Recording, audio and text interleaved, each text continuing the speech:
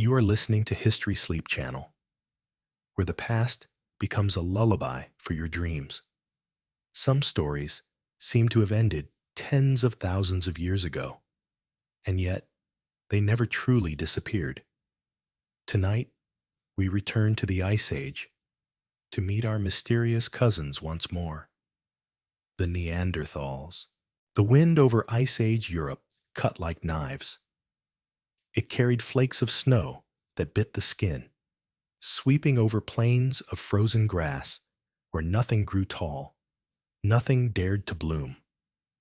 Pines leaned against the pressure of storms. Rivers froze into ribbons of glass.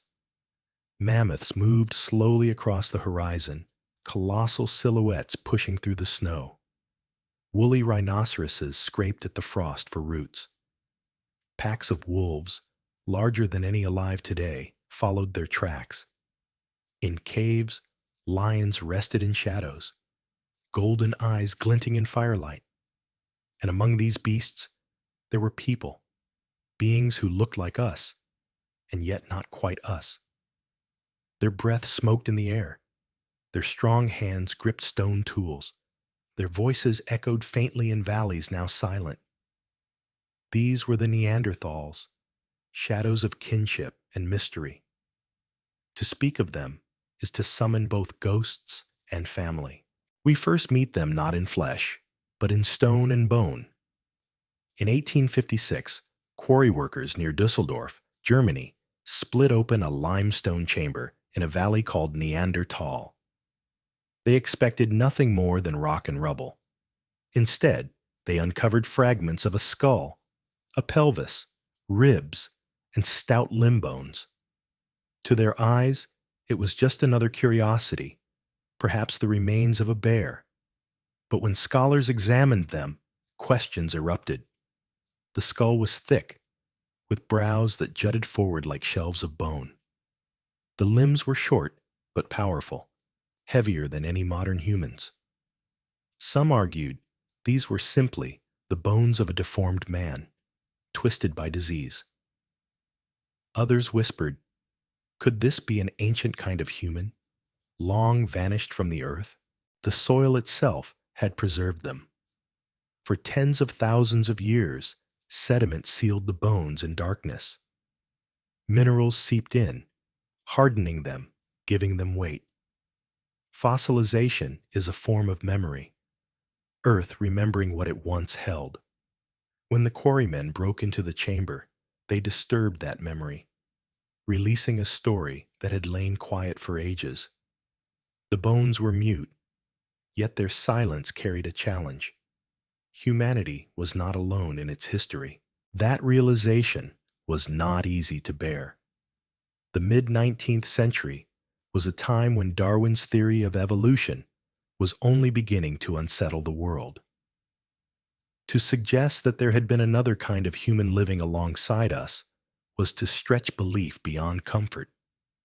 At first, Neanderthals were painted as brutish, ape-like, incapable of thought. Illustrations showed them hunched, hairy, eyes dull with instinct. This image would persist for decades, a convenient way to keep them apart from us. But the bones themselves resisted this caricature. Their skulls were large, larger than many modern skulls, holding brains as big as, or bigger than, our own. Their teeth and jaws bore the marks of a lifetime of use, but also of careful technique. Their hands were strong, yet capable of fine control, as the stone blades and scrapers lying beside their remains would testify. And there were more discoveries. Even before Neander Valley, in 1848, a skull had been found in Forbes's quarry, Gibraltar. It sat unnoticed in a museum cabinet until the world was ready to see it for what it was. In Croatia, at Krapina, thousands of bone fragments revealed a community that had lived, hunted, and died together. In France, at La Chapelle-aux-Saints, in 1908, the nearly complete skeleton of an old man came to light. His body had been laid carefully in a shallow pit, suggesting burial. He had suffered from severe arthritis, yet survived into old age, cared for by his group.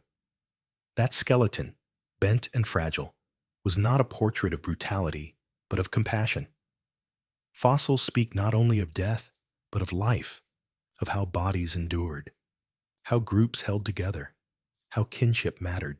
To imagine those first excavations is to step into flickering lamplight. The smell of damp earth clings to the air. The scrape of tools against stone echoes in narrow chambers. A worker brushes away soil, revealing the curve of a brow ridge that has not seen daylight for 40 millennia. Another lifts a jawbone, heavy, mineral-stained, teeth still set in place. These are not the relics of myth, but the remains of people who once breathed and dreamed. Modern forensics reads them like texts. A healed fracture on a rib tells of survival after injury. Grooves in teeth suggest the use of the mouth as a third hand. Microscopic scratches show what foods they ate. Every detail is a clue, a voice rising faintly from silence. Think of the Neanderthal child, 5 or 6 years old, crouched beside a fire while winter rages outside. Her small hand clutches a flake of stone, copying her mother's motions. Sparks leap, shadows move along the cave walls. There is laughter, the murmur of words we cannot reconstruct, the cough of smoke in the lungs. These moments are not recorded in writing, but they are inscribed in soot layers, in worn tools, in the bones of those who lived and died. Archaeology does not give us their language, but it offers us their gestures, their persistence, their closeness. And so, the Neanderthals stand before us, not as distant creatures, but as neighbors in deep time. They were real as the mammoths they hunted and the fires they kindled. Their disappearance is haunting, but their presence is more haunting still. To admit their existence is to admit that our lineage is not a straight line, but a braided river, full of channels that branch, mingle, and sometimes vanish. The Neanderthals are one such branch, powerful, enduring, and then gone. Or not entirely gone. For even as we uncover their bones, we ask whether they vanish completely, or whether something of them remains in us. Stand in the valley where their name was born, Neanderthal. The cliffs of limestone are quiet now. The river runs low. But in the hush, you can imagine footsteps crunching in frost, voices carried on the wind. They are shadows, yes, but shadows cast by bodies that once walked, once loved, once feared. Their bones lie in museums, their genomes sequenced in laboratories, but their story continues. In the questions they leave us, what were they? Why did they vanish? They linger, haunting the edges of our identity. The story of the Neanderthals begins here, with bones in a cave and silence broken. It does not begin with extinction, but with presence. To follow them is to follow echoes into the ice, to learn that humanity has always been more than one face. They were our companions in the long winter, our cousins in firelight. Their footsteps run close beside ours, fading into shadow, yet never wholly erased. The first bones were never just bones. They were fragments of memory, carried in stone for tens of thousands of years, waiting for the right hands to find them. Long before the famous Neander Valley discovery of 1856, the Earth had already whispered of another humanity. In 1848, at the southern tip of Gibraltar, a strange skull was pulled from Forbes's quarry. Its brow was heavy, its shape unusual, but the world was not yet ready to listen. The skull sat quietly in a museum, its meaning ignored, until later scholars returned with new eyes. In those years, fossils of ancient animals, mammoths, cave bears, mastodons, were being uncovered, reshaping our sense of the past. But the idea that another human species had once walked the earth, separate from us, was almost unthinkable. The Gibraltar skull was evidence out of time, a voice speaking into deafness. Then came the Neander Valley. Quarrymen breaking limestone stumbled upon bones half buried in sediment. They saw only curiosities, but when scientists studied them, arguments ignited like fire. Some insisted these remains belonged to a modern man deformed by disease. Others whispered of something older, stranger. The bones were thick, the limbs powerful, the skull unlike any known. Slowly, reluctantly, the possibility took root. Another form of human had once lived in Europe. It was a radical thought, one that challenged not only science, but belief itself.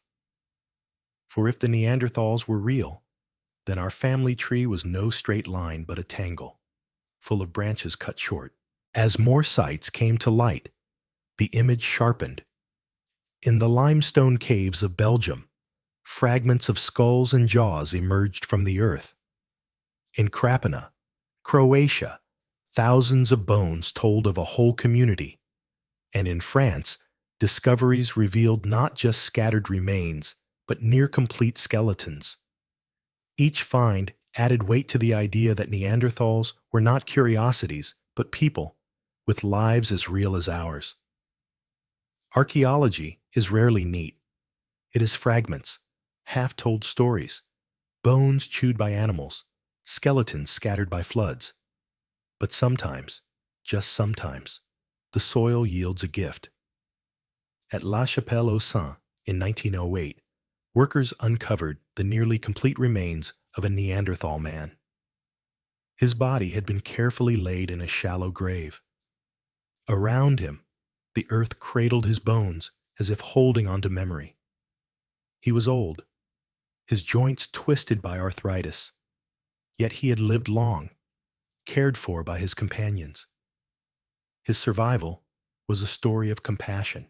In that grave, the brute image of Neanderthals began to fracture. The soil itself plays a role in these revelations.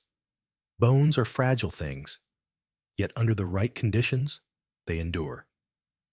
Sediment covers them, shielding them from weather and scavengers. Minerals seep in, hardening them into fossils. Sometimes, as at Krapina, the bones are fragmented, gnawed by animals, broken by time. At other sites, like Shanidar Cave in Iraq, they are astonishingly preserved, their details intact. Archaeology is like reading through layers of earth. Each stratum a page, each fossil a word. The Neanderthal record is incomplete, but what survives is enough to tell us that their world was full of life, struggle, and death. Forensic science now adds even sharper tools. A fracture line across a rib, seen under CT scan, tells of an accident survived. A groove on a femur speaks of muscle strain from years of walking and carrying.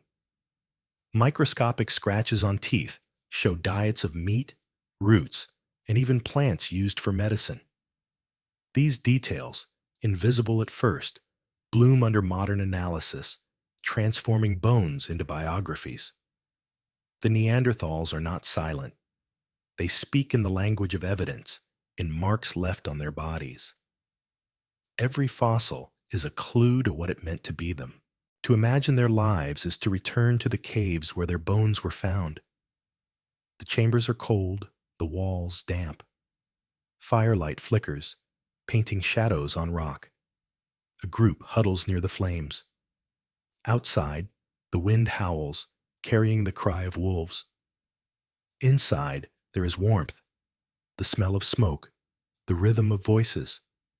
Perhaps they are telling stories. Perhaps they are silent, listening to the storm. A child leans against her mother, watching sparks rise. An elder shifts painfully, joints stiff with age, but still part of the circle. These are not fantasies. They are grounded in evidence.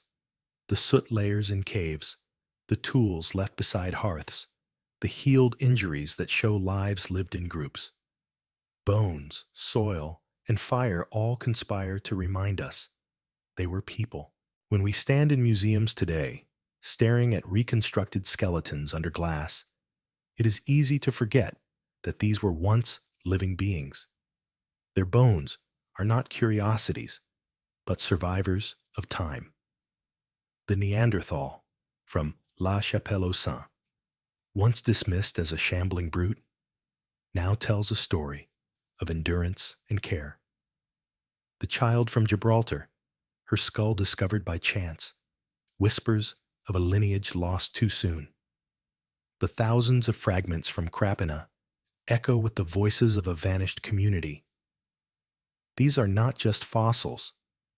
They are evidence of lives once lived, loves once felt, fears once endured. They remind us that humanity is plural, not singular. The debate over their identity raged for decades. Were Neanderthals ancestors of modern humans or a separate species entirely? Some scholars sought to diminish them, calling them primitive, almost animal. Others argued for kinship, insisting they were simply another form of us. The truth, as always, was more complicated. They were both close and different, close enough to interbreed with us, different enough to leave a distinct legacy. But those debates belong to later chapters. In these early discoveries, what mattered was recognition that another kind of human had once walked the earth. The first bones in a cave did more than reshape science. They reshaped identity. They forced us to confront the possibility that we were not unique, not alone, that humanity itself was not a single story, but a chorus. The bones of Neanderthals are the first voices of that chorus, rising from the ground to remind us that the human journey is larger, stranger, more tangled than we once believed. Their discovery was not just about the past. It was about who we are and who we might have been. And so we leave these early caves with more questions than answers. Who were these people? What lives did they lead, hidden in the cold heart of the Ice Age? What stories lie buried still, waiting for chance or careful hands to reveal them? As we step deeper into their world, the shadows lengthen, the voices grow louder. The bones are only the beginning. The true measure of the Neanderthals lies in what those bones can teach us about survival, kinship, and the fragile line between presence and absence. Stone is memory. It holds the imprint of hands long gone, the sharp edges of thought shaped in flint. When we step into the world of the Neanderthals, their voices reach us most clearly through stone and fire. Their bones tell us they lived. Their tools tell us how they lived. And in that combination of survival and ingenuity, we glimpse not creatures of instinct, but artisans of necessity. For the Neanderthals, the Ice Age was a constant negotiation with hunger. To endure, they needed more than muscle. They needed skill. Across Europe, from France to the Caucasus, archaeologists have uncovered thousands of stone tools belonging to what is called the Mousterian tradition. These were not crude rocks smashed together at random. They were carefully crafted implements, scrapers, points, blades, each designed for a purpose. Flint, when struck with precision, yields a razor edge sharper than modern steel. To hold such a tool is to feel the weight of thought, the rhythm of practice. A hand, 50,000 years ago, chipped away at a core until the right flake fell, as perfect as any knife in a modern kitchen. The caves of Dordogne in France have yielded vast collections of such tools. Archaeologists crouched in the soil, brushing away centuries of dust, find the same shapes repeating again and again.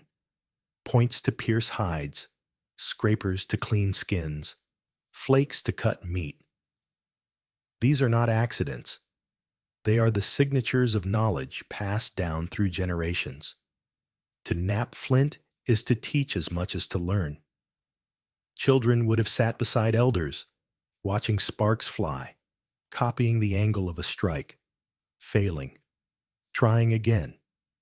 Every finished point carries within it not only the labor of its maker, but the lineage of instruction, an invisible chain stretching back through time.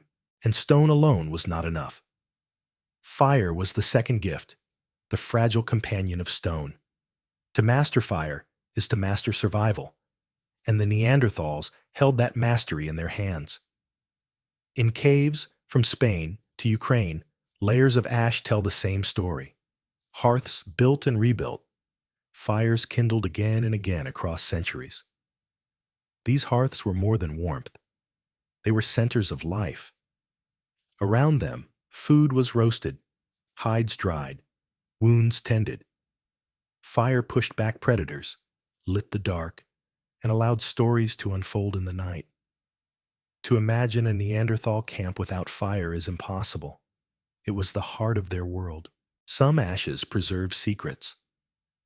In the caves of Italy, archaeologists have found traces of plant remains in ancient fire pits, suggesting Neanderthals burned herbs not just for fuel, but perhaps for medicine or ritual. In Israel's Kabara cave, a hearth holds the remains of repeated burning, layer upon layer of charcoal, evidence of generations returning to the same spot, keeping the flame alive. Fire was continuity. It was the bridge across seasons, across years, across lives. And yet, fire was fragile. In an ice age storm, flame could vanish in an instant. To restart it required knowledge and patience. Archaeologists have found stones marked with mineral residues suggesting the use of pyrite struck against flint to spark embers. Imagine the moment, crouched in the cold, striking stone against stone, waiting for the brief spark to catch on dry grass, blowing gently until the ember flares into life. That moment, repeated thousands of times, was as vital as the hunt itself.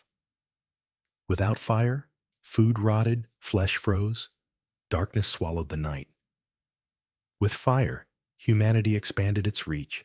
The combination of stone and fire transformed landscapes. With sharp tools, hides could be cleaned and sewn into clothing. With fire, meat could be cooked, making it more digestible, more nourishing. With both, shelters became homes. The Neanderthals were not wandering brutes. They were builders of a rhythm, carving existence out of a hostile world. Each stone point and each circle of ash is a testament to persistence. Archaeology shows us these details in flashes.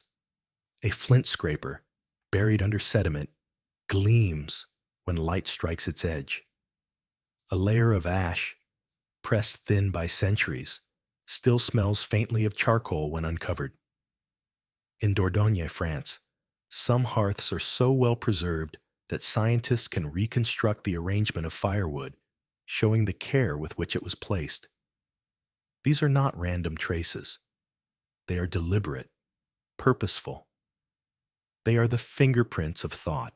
To hold a Neanderthal tool today is to feel a peculiar intimacy. The stone is cool in the hand, yet its edges still sharp after tens of thousands of years. Along one side, microscopic analysis reveals the polish of repeated use on hides. Along another, tiny chips show where the tool was resharpened, adjusted for new work. These are the marks of attention. The maker of that tool is gone, but their decisions remain, etched into stone. Archaeologists often speak of reading tools as if they were texts. Each scar on a flake is a letter, each pattern of strikes a sentence. Together, they compose a story of survival and skill. The Neanderthals' world was full of danger, but their tools reveal not desperation, but competence. To hunt a bison or a horse with stone-tipped spears required courage, yes, but also planning. Groups would have coordinated, driving prey into traps, striking together.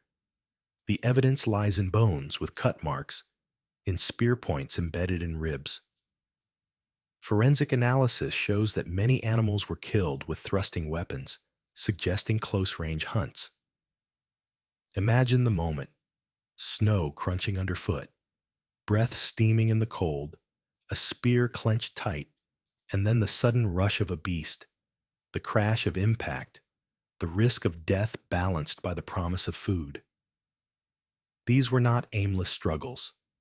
They were organized, practiced, repeated. And when the hunt was done, when the fire was lit, and the tools laid aside, there must have been silence.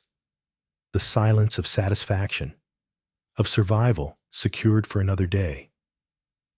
In that silence, perhaps stories were told. Perhaps children listened as elders spoke of past hunts, of spirits in the fire, of ancestors whose bones rested in the earth. We cannot know their words, but the pattern is human, deeply human. Firelight invites memory. Stone invites continuity. Together, they form a dialogue across time. What makes these discoveries powerful is not their strangeness, but their familiarity. We, too, shape tools and gather around fires. We, too, pass knowledge from hand to hand, generation to generation. The Neanderthals remind us that these habits are not uniquely ours. They are older than our species, woven into the fabric of humanity itself. To see a flint scraper in a museum is to see ourselves reflected, not in glass, but in stone. And yet, even in this mastery, there is fragility. Stone and fire can only protect so much. Storms rage, prey vanishes, ice thickens. The Neanderthals endured, but at great cost. Their tools and their flames kept them alive, but survival demanded more than skill. It demanded adaptation, resilience, the capacity to face a world that shifted constantly beneath them. As we move deeper into their story, we must step outside the caves and the firelight, into the vast frozen plains where mammoths and lions roamed. For it was in that wider Ice Age world, hostile, magnificent, perilous, that the Neanderthals carved their place, a world that would shape their destiny and ultimately test the limits of their endurance. The world of the Neanderthals was a world of ice, not the silent, decorative frost of a winter morning, but a force that shaped continents, carved valleys, and decided who lived and who perished. To understand their lives, we must step into that landscape, feel its breath, and see through its storms. It was not simply background. It was the stage on which every hunt, every birth, every firelight gathering took place. And it was a stage both magnificent and merciless. Europe during the last ice age was a patchwork of climates, shifting like a restless giant. Great glaciers sprawled across the north, mountains of ice grinding the land beneath them. Further south, tundra stretched wide, endless plains of grasses and shrubs, swept by cold winds. Summers were brief and harsh, winters long and killing. Rivers ran with meltwater in spring, then froze solid again as the seasons turned. To survive here meant not only strength, but adaptation, for the land itself changed with frightening speed.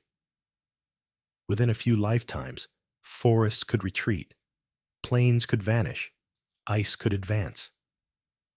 For Neanderthals, this instability was as much an enemy as any predator, and predators there were. This was an age of giants. Mammoths towered over the plains, their tusks curling like ivory scythes. Woolly rhinoceroses, massive and temperamental, defended themselves with horns that could impale a man in a heartbeat. Steppe bison moved in dark herds, hooves pounding like thunder across the frozen ground. These were not distant creatures of myth, but daily realities. To feed a clan, Neanderthals had to face them, track them, risk their lives against them. Archaeological sites in France and Croatia preserve the story. Bones of bison bearing cut marks, mammoth ribs splintered by stone tools. These are not scattered accidents. They are evidence of organized hunts, of communities working together to bring down prey that outweighed them many times over. Around these giants prowled hunters of another kind. Cave lions, larger than modern lions, stalked silently along the edges of herds. Cave hyenas, fierce and clever, moved in packs that rivaled wolves. And wolves themselves, thick-furred, broad-shouldered, were constant competitors, their howls echoing across frozen valleys. For Neanderthals, the line between hunter and hunted was thin. A successful kill might draw predators to the scent of blood, forcing groups to defend their prize with spears and fire. The Ice Age did not grant easy meals. It demanded courage, vigilance, and skill. Yet even in this harshness, there was beauty. Imagine the northern skies, alive with the aurora borealis, curtains of green and violet dancing above frozen rivers. Imagine the silence of a snowy plain, broken only by the distant trumpeting of mammoths. The Neanderthals lived not in a wasteland, but in a world alive with wonder and danger. Archaeological evidence reminds us of this vibrancy. At sites in Siberia, the frozen carcasses of mammoths have been found with flesh and hair still intact, their bodies preserved as if the Ice Age never ended. These discoveries are like windows into the Neanderthals' reality, showing us the very animals they would have faced, their size, their power, their presence. But to live in such a world demanded more than hunting. It required an intimate knowledge of the land itself. Neanderthals would have known the cycles of migration, the habits of herds, the paths through mountains and valleys. They would have read tracks in snow, scents on the wind, the subtle signs of weather. Their survival was not brute endurance, but intelligence woven into daily life. To move through an Ice Age plain was to carry a map in the mind, a map drawn not on parchment, but in memory, passed from one generation to the next. Still, danger came not only from beasts, but from the climate itself. Glacial pulses could transform the land in decades. Caves that once offered shelter could be abandoned as ice advanced. Plains that had fed herds could vanish under snow. Archaeological layers show this clearly. In some sites, charcoal and tools are buried under sudden deposits of silt and frost, evidence of abrupt change that forced Neanderthals to move on. Survival was a negotiation, not only with prey and predators, but with the earth itself, shifting beneath their feet. And yet, they endured. Their bones show bodies built for this world, shorter, stockier than ours, with wide rib cages and strong limbs. These were not deformities, but adaptations, conserving heat in freezing winters, giving power for relentless labor. Their noses, broad and high, warmed the air before it reached the lungs. Their muscles, thick and enduring, carried them across landscapes that would exhaust us. Evolution had carved them into beings tuned for the cold, as much a part of the Ice Age as the mammoths themselves. Archaeology adds texture to this picture. At sites in Central Europe, pollen grains trapped in soil layers reveal the plants that grew alongside them. Grasses, mosses, sparse shrubs, hardy flowers that bloomed briefly in summer. Tiny remnants, yet together They sketch a world that was not barren, but seasonally alive. In short summers, meadows would burst with color, attracting herds, and, in turn, hunters. In long winters, snow smothered everything, forcing people to retreat into caves and shelters, conserving fire, waiting for the thaw. The rhythm of their lives beat with the rhythm of this land. Imagine, then, a winter's night on the steppe. The wind howls across open ground. Snow swirls in endless drifts. A cluster of figures moves against the storm, carrying torches, spears strapped across their backs.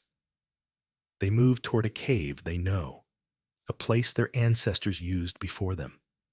Inside, the floor is already blackened with soot from old fires, a shelter returning to life. They light their hearth, warm their hands, and listen to the storm rage outside. This scene is not fantasy, but reconstruction, grounded in evidence. Soot layers on cave ceilings, stone tools reused in the same places across centuries, bones of animals stacked near hearths. Archaeology is not imagination. It is memory recovered. And as we picture these scenes, the Neanderthals become less alien. Their world was extreme, but their responses were profoundly human. To hunt, to gather, to build fires, to huddle together against the dark. They were not creatures separate from the land. They were shaped by it, defined by it, inseparable from it. Their destiny was written in ice, in wind, in the migrations of beasts and the rise of glaciers.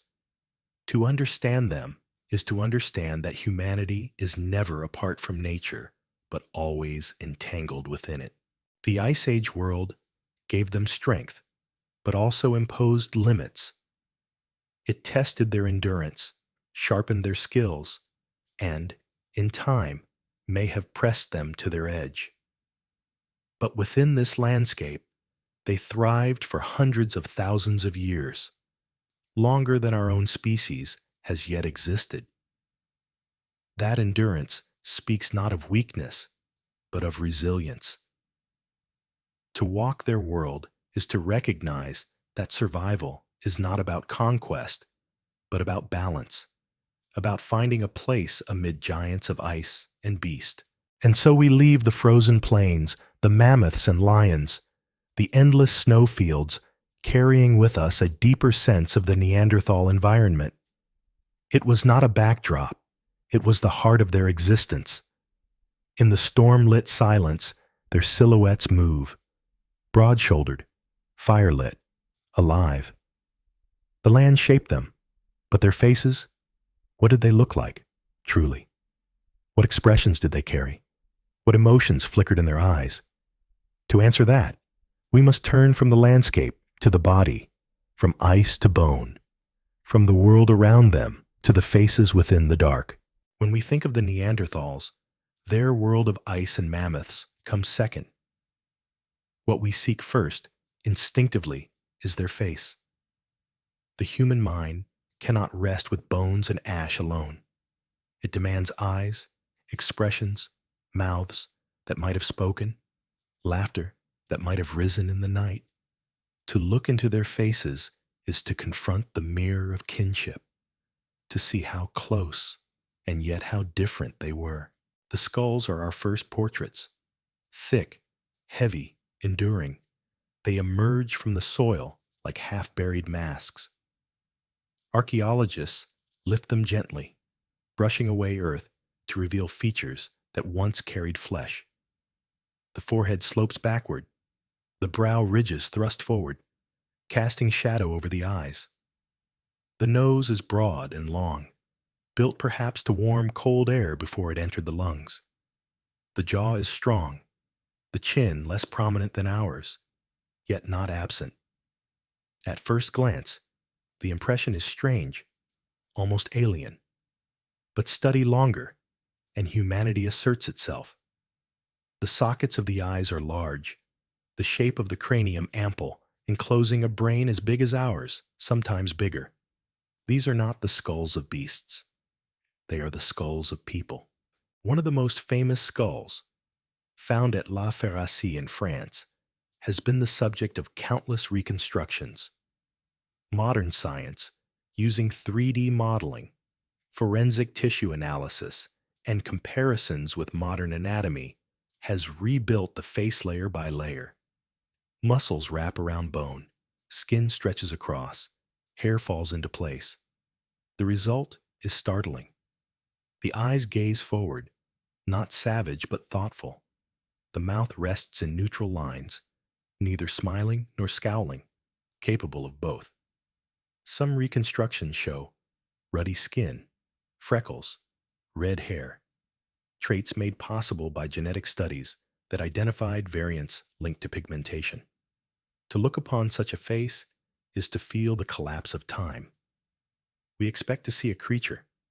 We find instead a neighbor. Yet not all reconstructions have been so kind. For decades, images of Neanderthals were drawn with heavy jaws, slack mouths, ape-like postures. The influence of Marcelin Boule's 1911 study of the La Chapelle aux Saints skeleton, misinterpreted as a stooped brute crippled by arthritis, haunted the 20th century. Textbooks and popular culture painted Neanderthals as dull-witted cavemen, barely human. That image clung stubbornly, reinforced by cartoons and films. But archaeology and modern forensics have overturned it. Boule's Neanderthal was not typical. He was an elder who had suffered disease, yet even so had lived long, thanks to the care of his community. The rest of the fossils, read with better tools, tell a different story. Upright posture, strong build, bodies fully capable of survival and expression. There is a paradox in these faces. They are undeniably human, yet undeniably different. To stand before a reconstructed Neanderthal is to feel a subtle unease, the sense that we are looking into the mirror of another branch of ourselves. The eyes are familiar, but set beneath brows heavier than our own. The nose is ours, but altered. The mouth could speak, laugh, kiss, curse. The mind behind the face was not empty. It held memory, fear, hope. The resemblance is close enough to unsettle and distant enough to remind us of paths not taken. Archaeological spices deepen this portrait.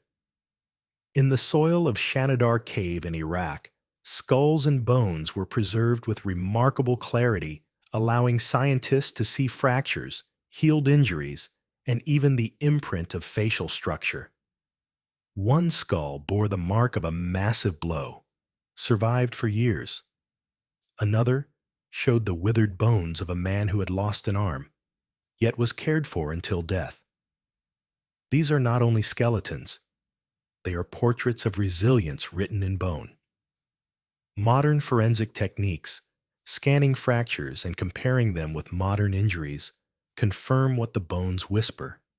These people endured, and their faces bore the weight of survival. Consider also the Child of Gibraltar, her skull discovered in 1926 in Devil's Tower. Her bones, fragile and small, gave us a glimpse of childhood among the Neanderthals. Forensic reconstructions reveal a round face, eyes large and open, expression innocent. She could have been any child, in any family. That universality unsettles the idea of otherness. For in her face, we see not a brute, but a daughter, a niece, a young life cut short by the relentless ice age. Genetics has added still more detail. From DNA recovered in Neanderthal fossils, scientists have identified traits they likely carried. Fair skin, sometimes freckles, perhaps even red hair. These are not guesses. They are encoded in the same genes that influence our features today. Imagine, then, a group around a fire, some with pale skin glowing in the flames, some with hair dark and thick, some with hair red as embers. Their eyes might have been blue, brown, or green, just as ours are. These were not shadows of humanity. They were variations of it. To reconstruct faces is not merely a scientific act, but a human one. Artists and scientists collaborate, layering muscle on bone, placing skin, painting eyes. The results vary, sometimes showing solemn figures, sometimes warm expressions, but all convey the same truth. These were individuals. The ridges of their brows, the shape of their noses, the lines of their mouths. These are details we might notice on a stranger in a crowd today. To deny their humanity is to deny what the evidence lays before us. Still, we must be careful not to romanticize. Their faces, while familiar, belonged to bodies shaped by a harsher world. Their bones were dense, their muscles powerful, their lives full of toil. Their hands bore the marks of endless labor, their teeth chipped by years of chewing hard food. Their expressions, if we could see them, would be marked by both tenderness and exhaustion. They were not angels or demons. They were people, surviving day by day in the shadow of glaciers. And so, in the dark caves where their skulls were found, we are left with a haunting intimacy.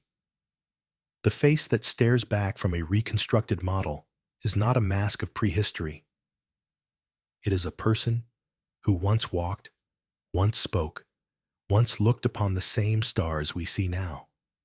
To meet their gaze is to feel history collapse, the gulf of millennia narrowing into a single moment of recognition. We leave these faces with questions. What emotions played upon them? What expressions flickered in firelight? Did they smile at children, frown at storms, weep at graves?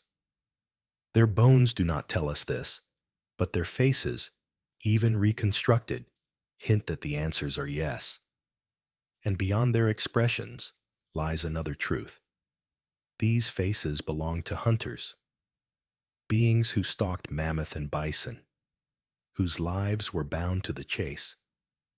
To know them fully, we must leave the cave and follow them into the hunt. Hunting was the heartbeat of Neanderthal life.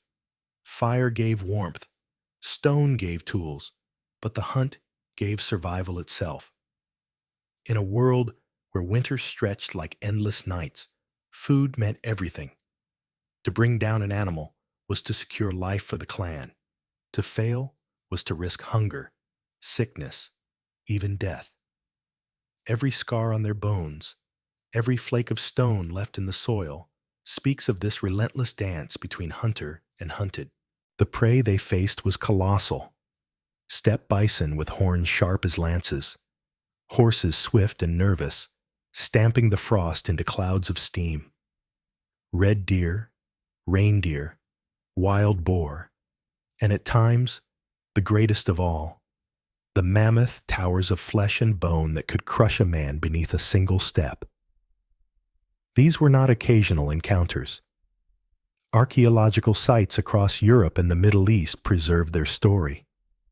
In Krapina, Croatia, bones of animals lie with cut marks, fine lines etched by stone blades as meat was stripped away. In France, near Dordogne, deposits of reindeer bones tell of repeated hunts, season after season, as herds migrated across the plains. Each mark is a fossilized moment, a knife pressed to hide, a hand pulling muscle from bone, a family waiting in firelight for food to be shared. To hunt such beasts demanded courage, but more than courage, it demanded planning. Neanderthal spears were not long-range weapons. Most were heavy, designed to thrust rather than throw. This meant hunters had to close the distance, to move dangerously near their prey. Imagine a group advancing across snow, their breaths clouding the air, their eyes fixed on a bison. One distracts from the front, another creeps from the side, and then the strike, sharp stone cutting deep, a shout, the crash of hooves, the chaos of survival. It was a deadly intimacy, man and beast locked in struggle. Archaeological evidence confirms this. In the ribs of a 120,000-year-old horse found in Germany, a wooden spear point was discovered, still lodged in bone. It is the frozen trace of a battle between Neanderthal and prey, preserved as if to remind us of the cost of meat. But the hunter was also hunted. Cave lions prowled the same herds. Hyenas circled the same kills. Wolves waited for the same weakness. Fossils tell this story too. At sites in Eastern Europe, bones of Neanderthals bear puncture marks likely made by carnivores. To kill a deer was not the end of the hunt, but the beginning of a defense. The scent of blood drew predators, like smoke draws moths. A group might feast in firelight, only to hear growls in the dark, eyes gleaming at the edge of the flames. Spears were weapons for prey, but they were also shields against intruders. In these moments, the line between hunter and hunted blurred. Hunting left its toll on the hunters themselves. Their skeletons are maps of violence, as clear as any battlefield. Fractures in ribs, broken arms, shattered skulls, all healed, some not. Forensic archaeology shows that many injuries resemble those of modern rodeo riders, people thrown and trampled by large animals. This is no coincidence. The dangers were the same: closing distance with powerful prey, risking sudden blows, enduring the crushing weight of hooves. Yet the Neanderthals survived these wounds. Bones show signs of healing, proof that companions cared for the injured, carried them through recovery, shared food with them until they could hunt again. In their scars, we read both suffering and solidarity. The hunt was not only about meat, it was about knowledge. Neanderthals understood animal behavior intimately. They tracked migrations, read footprints, knew the seasons when herds would move north or south. They learned which valleys funneled prey, which cliffs might serve as traps.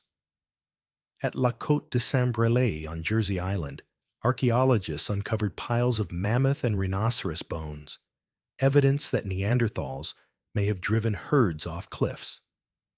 Such strategies required cooperation, signaling, and timing, a level of organization far from the brutish image once painted of them. These were hunters who thought, who planned, who remembered. Stone tools bear witness to this skill. Scrapers, knives, and points show microscopic wear from cutting flesh, slicing hide, scraping fat. Residues of animal proteins linger on some, invisible until modern science reveals them. To hold such a tool is to hold the aftermath of a hunt, the sharp edge that once slid through sinew, the flake that once freed marrow from bone. Fire completed the circle, meat roasted over flames, marrow cracked from bones, fat rendered into nourishment. These were not luxuries, they were survival.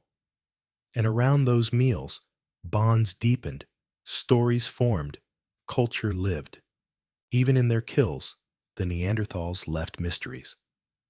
Some bones show not only cut marks, but signs of deliberate breaking, as if marrow was carefully extracted.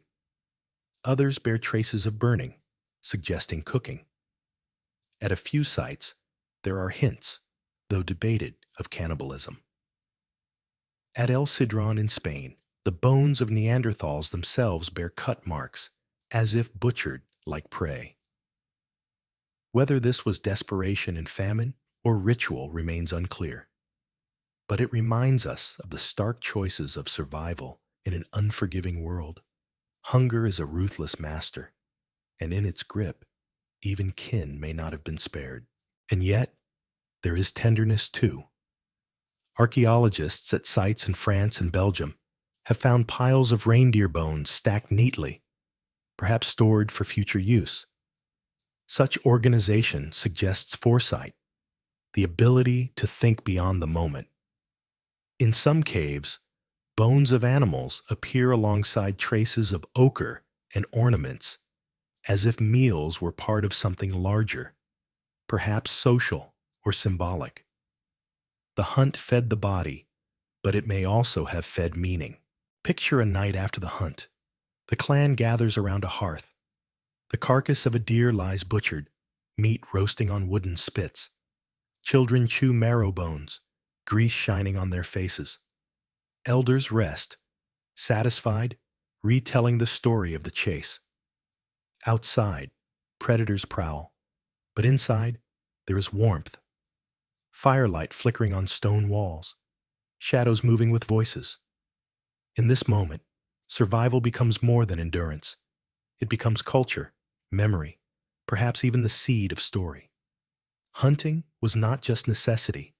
It was the rhythm of life, the thread that wove people together. The Neanderthals were hunters, but they knew also what it was to be hunted. They lived in a world where death was always near, whether in the charge of a bison or the jaws of a lion. Their bones carry these truths. Their tools preserve their skills. Their fire circles record their gatherings. To know them is to know the tension between risk and reward, fear and triumph. They were not reckless. They were resilient, facing dangers with courage sharpened by stone. And so the image sharpens further. These were not shambling brutes swinging clubs in darkness. They were hunters with strategies, communities with cooperation, survivors with scars to prove their endurance. Their faces, lit by fire, bore the marks of battle, but also of care. They were both predators and prey, navigating a balance as delicate as the Ice Age itself. As we follow their hunts, we cannot help but wonder, what sustained them beyond food? What bonds tied them together? What kinship sheltered them from the storm? To answer, we must turn from the hunt to the hearth, from the chase to the circle of family, to glimpse the clans and children who gave shape to Neanderthal life. Survival in the Ice Age was not only a matter of strength or the edge of stone, it was also a matter of kinship. No hunter, however skilled, could face the cold alone. No child could grow without the warmth of others. Among the Neanderthals, the hearth was not merely a source of fire, but of family, a circle that held life together in the long winters. To see them clearly, we must look not only at their hunts, but at their clans and their children. The archaeological record whispers of this hidden side. At Shanidar Cave in Iraq, the skeleton of an adult Neanderthal was found with a withered arm, blind in one eye, crippled by injury. He could not have hunted, could not have defended himself, yet he lived for years beyond his wounds. His bones healed, not perfectly, but enough to show survival. The only explanation is care. Others must have brought him food, protected him, kept him alive despite his frailty. This is not the portrait of a brutal creature, but of a community that valued its weak, that saw worth beyond utility. In the hard arithmetic of Ice Age life, compassion itself was a form of strength, and he was not alone. At La Chapelle-aux-Saints in France, an elderly Neanderthal man was laid to rest, his joints stiff with arthritis, his spine bent. Yet he had endured long into old age. Others must have fed him when he could not gather, warmed him when cold pressed close, sheltered him when storms swept across the land. In his survival is written the story of a people who shared burdens, who understood that the life of one was bound to the life of all. These are glimpses of the social fabric that archaeology rarely preserves, yet sometimes reveals in poignant clarity. Children, too, left their faint traces. Tiny teeth found in caves tell us they were there, part of every gathering, every fire. Some bear wear patterns that suggest long use, perhaps teething toys chewed for comfort. In the caves of France and Spain, footprints pressed into soft mud, now hardened into stone, show the small steps of children walking beside adults. These prints, fragile and fleeting, are time collapsed. The moment a child ran across damp ground 40,000 years ago, now immortalized in rock. Such discoveries remind us that Neanderthal life was not only hardship, but also play, learning, laughter. To raise children in the Ice Age required constant vigilance. Infants needed warmth, food, protection. Mothers nursed them.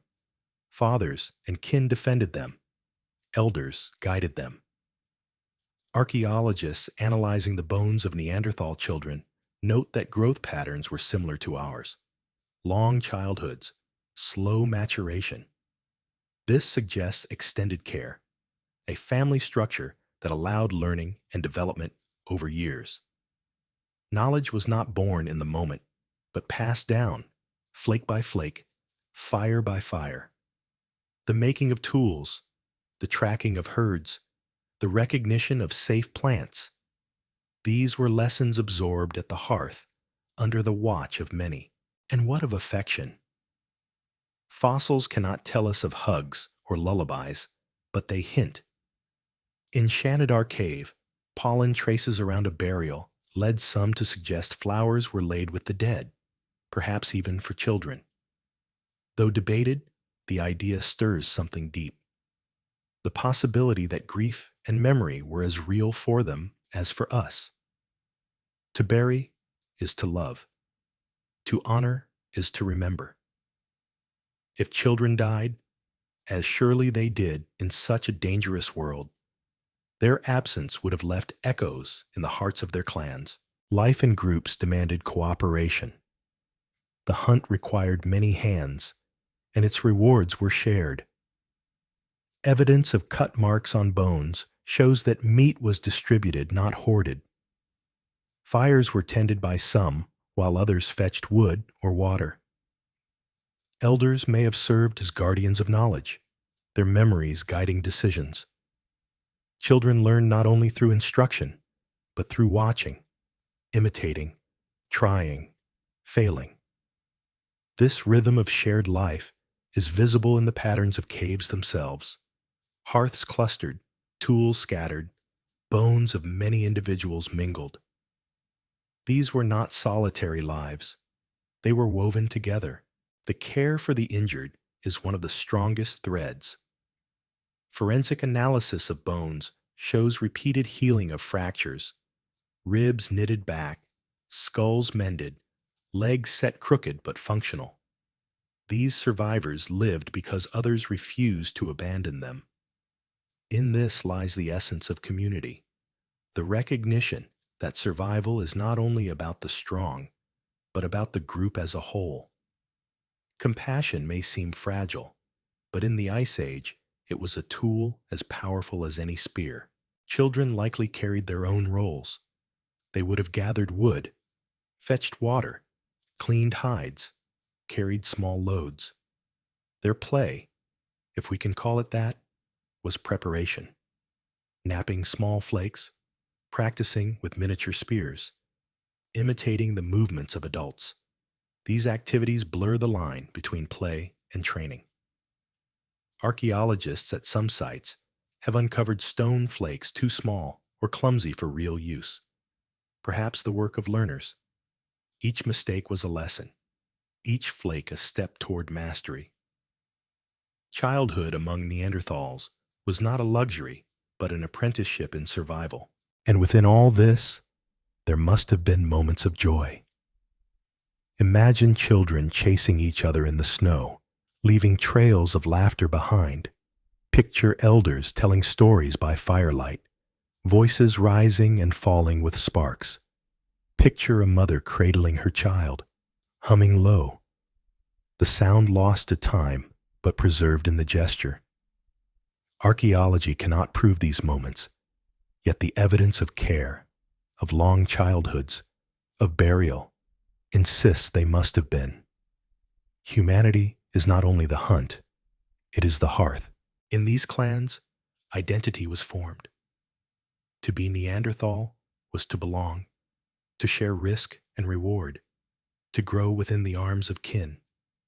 They were not isolated brutes, but networks of families, communities bound by necessity and affection.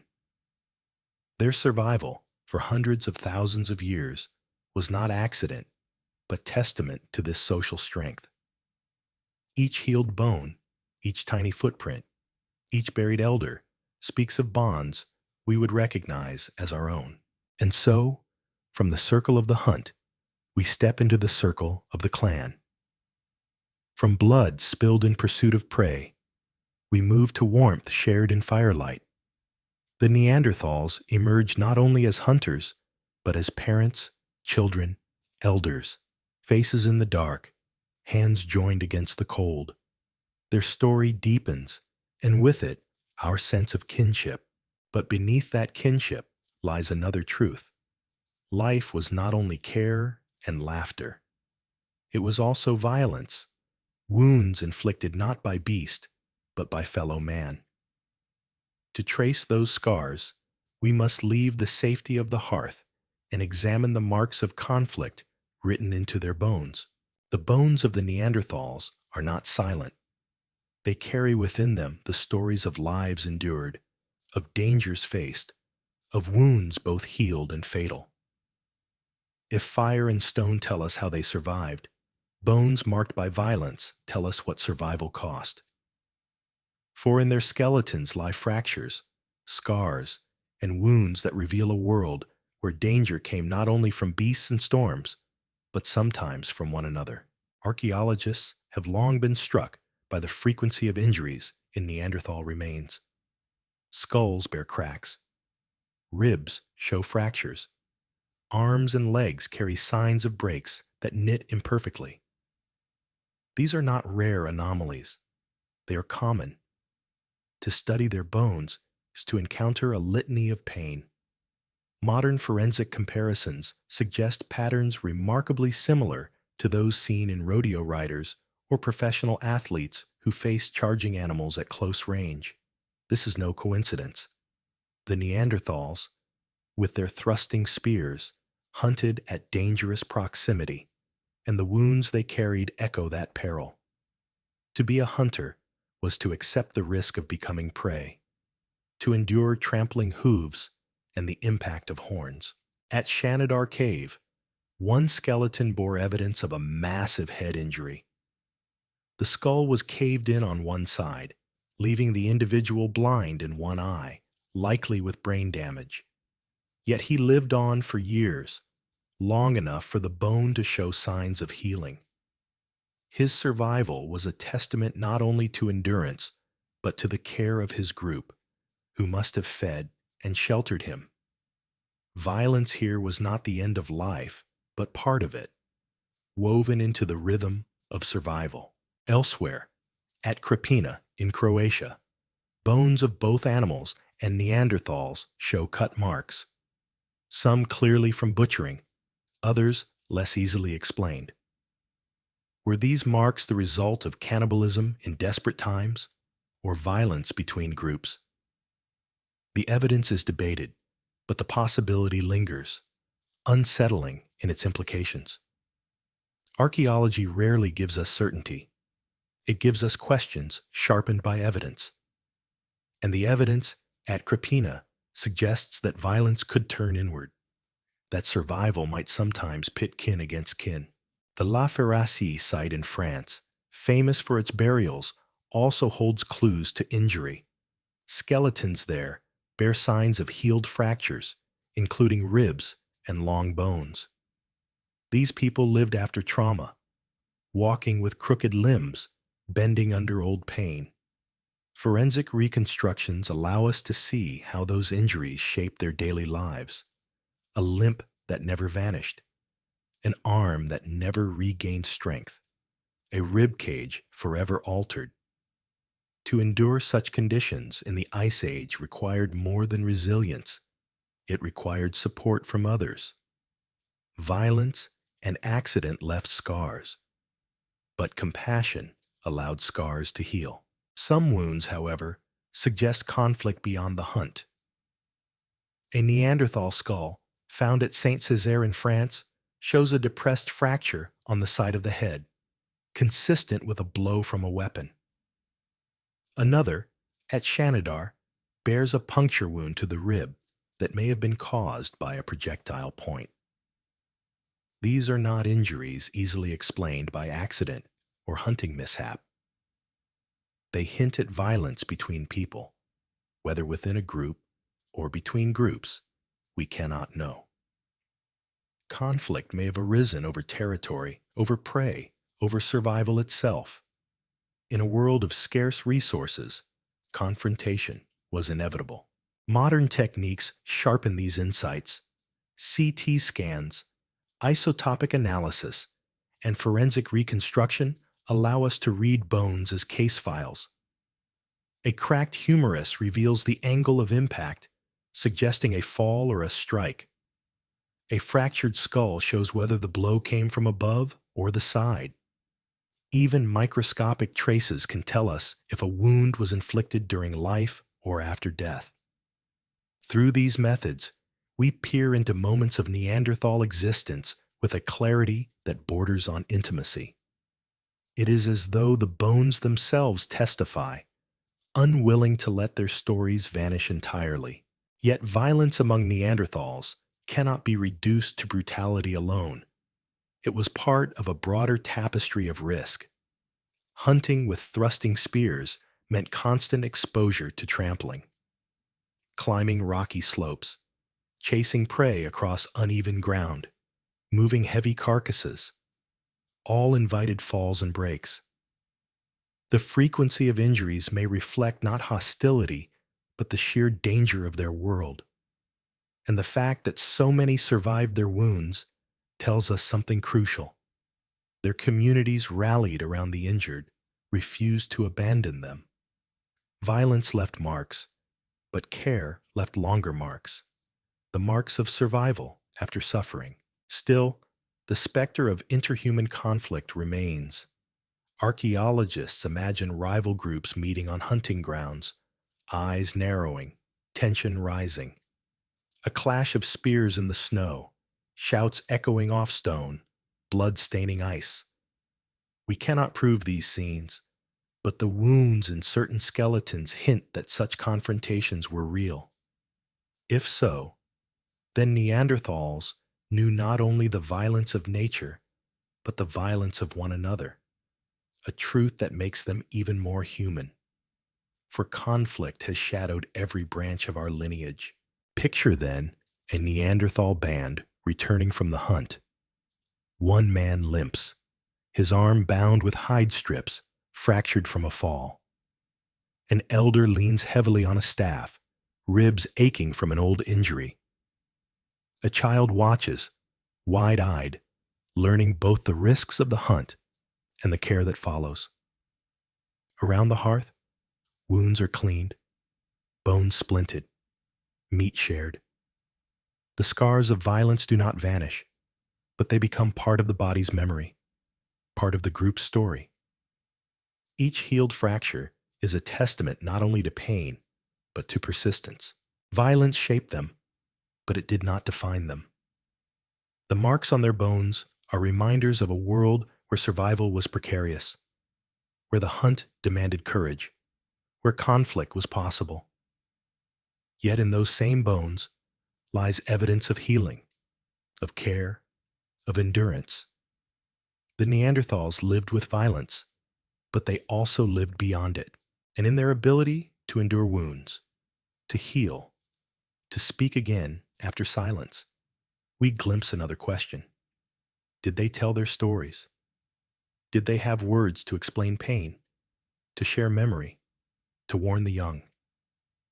To find the answer, we must turn to the question of language itself. Whether their voices carried speech as ours do, or whether silence held more of their world. If the Neanderthals could look back at us, what would they say? Would their words sound strange, heavy, guttural? Would they weave stories, sing lullabies, argue over firelight? Or would they only gesture, point, grunt? Voices too raw for language. Few questions strike more deeply at the heart of their humanity than whether they could speak. For language is the thread that binds memory to memory, thought to thought, generation to generation. Without it, they remain shadows. With it, they become kin. The first clues lie in bone. Deep in Israel's Kabara cave, archaeologists uncovered a Neanderthal skeleton over 60,000 years old. Among the remains was a small bone often overlooked, the hyoid. Suspended in the throat, this delicate bone anchors muscles that shape speech. In humans, it is essential for the articulation of words.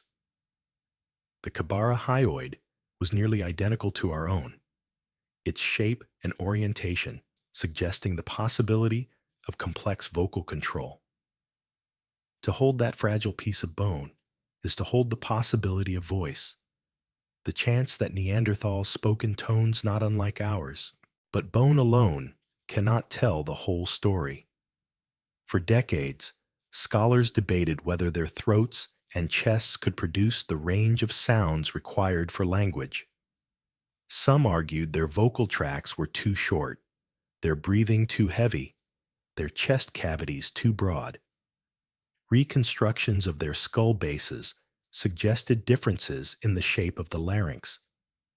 Yet new studies, using digital modeling and comparisons with living primates, suggest these differences may not have limited them.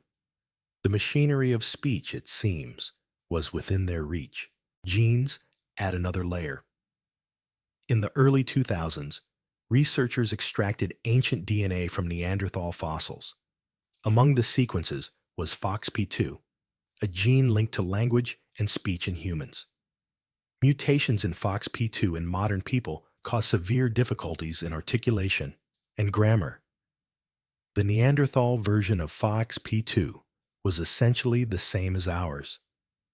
This was not proof of speech, but it was evidence of capacity. Their genetic code carried the blueprint for language, the potential for words.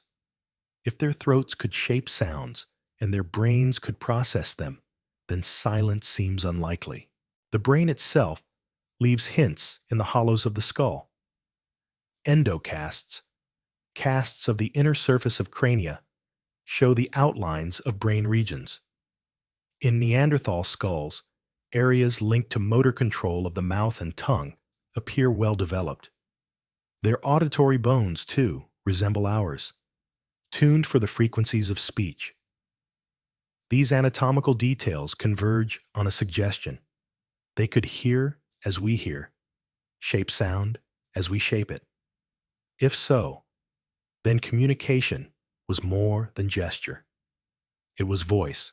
Archaeology adds circumstantial evidence. The complexity of their tools implies teaching, the need for instruction more precise than mimicry alone. The coordination required for group hunting suggests signaling, planning, perhaps even spoken strategy. And burials, rituals, and possible art hint at symbolic thought, difficult to imagine without language. Words may have flowed in the dark of caves, carried on smoke and flame, binding people together. Still, the debate lingers. Some argue their speech, if present, lacked the flexibility of ours, limited to fewer sounds, less nuance. Perhaps they had proto-language, structured but simpler, adequate for survival but not for poetry. Others insist the differences are overstated, that Neanderthals might have sung as well as spoken, their voices echoing through valleys with songs now lost. The truth lies hidden, preserved only in bones, genes, and inference. Yet even the possibility changes everything. Imagine a Neanderthal mother soothing her child with words, not just hums. Imagine hunters whispering strategies before a chase. Imagine elders telling stories of past winters, weaving memory into narrative. These are not fantasies divorced from evidence. They are the natural extension of what their anatomy and genetics suggest. The difference between grunt and grammar is vast, but the bridge may have been theirs to cross. Modern forensics brings us close. Acoustic modeling of Neanderthal vocal tracts suggests ranges overlapping with ours. Their voices may have been deeper, resonant, shaped by larger chests and shorter throats. But deeper is not lesser. It is only different.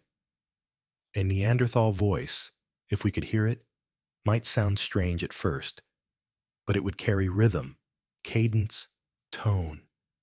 It could command, comfort, question. It could carry meaning. The discovery of the Kabara hyoid, in particular, stands as a fragile testament. That small bone, preserved against the odds, is like a fossilized note of a song long silent. Without it, arguments might lean toward muteness. With it, the door opens to speech. Science cannot reconstruct the exact words they spoke, but it can tell us that the possibility was there. And possibility is enough to transform our image of them. Consider also the evidence of teaching. Flint knapping is not intuitive. It requires precision, angles, sequences of strikes.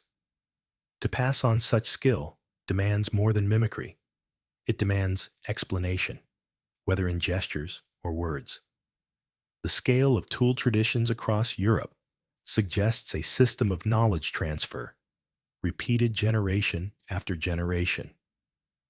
Language, in some form, must have been the thread. Without it, their technological continuity is harder to explain. If Neanderthals spoke, then they also remembered. Memory carried in words lasts longer than memory in gesture. It allows the dead to speak through the living, the absent to guide the present. Perhaps their burials were accompanied by murmured prayers. Perhaps their children grew up with tales of ancestors. Perhaps their communities were bound not only by blood, but by stories. This possibility draws them close, closer than bone or tool ever could. And so the question of language becomes more than science. It becomes intimacy. To imagine their voices is to imagine ourselves reflected. For what separates us most deeply from animals is not only tool or fire, but speech, the ability to name, to imagine, to share. If Neanderthals spoke, then the gulf between them and us narrows to a mere echo. Still, we cannot hear them. Their words, if they existed, vanished in the wind of time. We can only reconstruct, infer, suggest. But even silence carries weight. The evidence points not to absence, but to presence. Voices once spoken, now gone. And in that silence lies a poignancy sharper than certainty. Perhaps it does not matter whether their words matched ours in richness. What matters is that they had voices at all, that they spoke in some form to children, to companions, to the dying, that they filled the Ice Age night not only with firelight, but with sound. Their world was not mute. It was alive with voices we can never hear. And as those voices fade, we turn to the graves where some of them were laid, to the question of whether language found its deepest expression in ritual. For if they could speak, then perhaps they could pray. If they could tell stories, perhaps they could grieve. The bones in their burials may hold the next answer, not about words, but about belief. Death has always asked the same question of humanity. What do we do with the body? Among the Neanderthals, the answer was not silence. Their burials suggest that death was not merely an end, but a moment of meaning.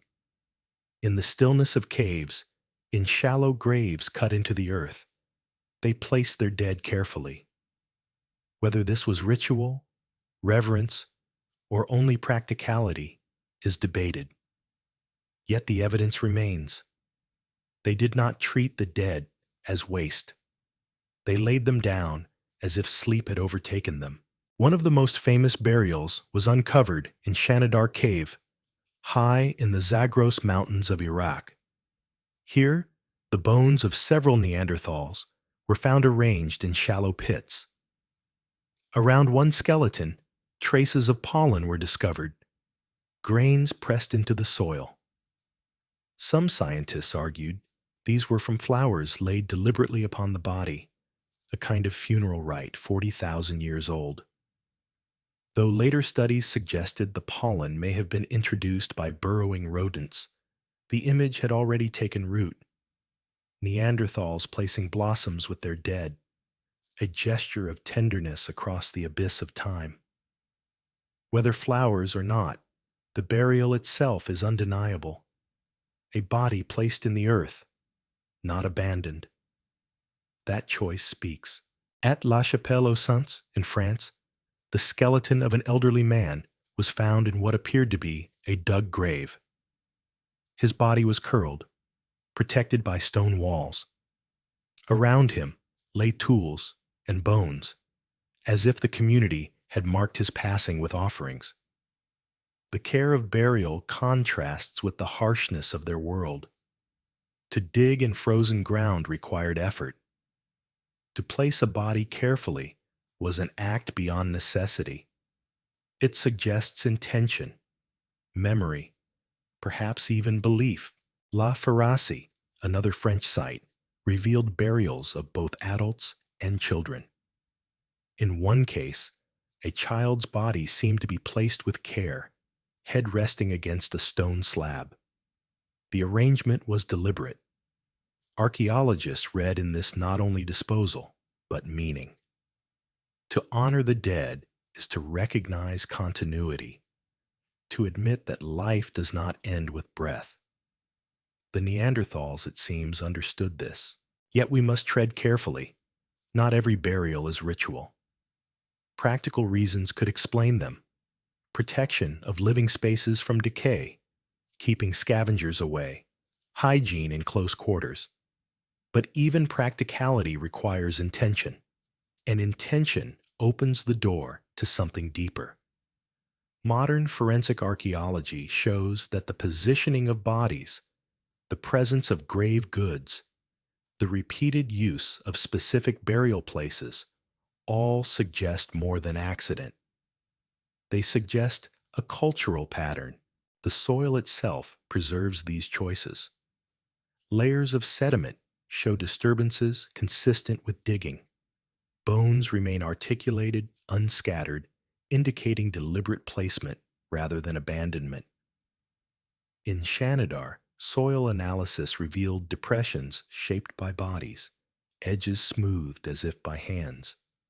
These details, subtle but clear, reveal care. Care is the seed of ritual. Ritual is the seed of belief. What did they believe? We cannot know their myths, their gods, their prayers. But the act of burial hints at a recognition of mortality. To place a body with care is to admit its significance beyond life. Perhaps they hoped for return.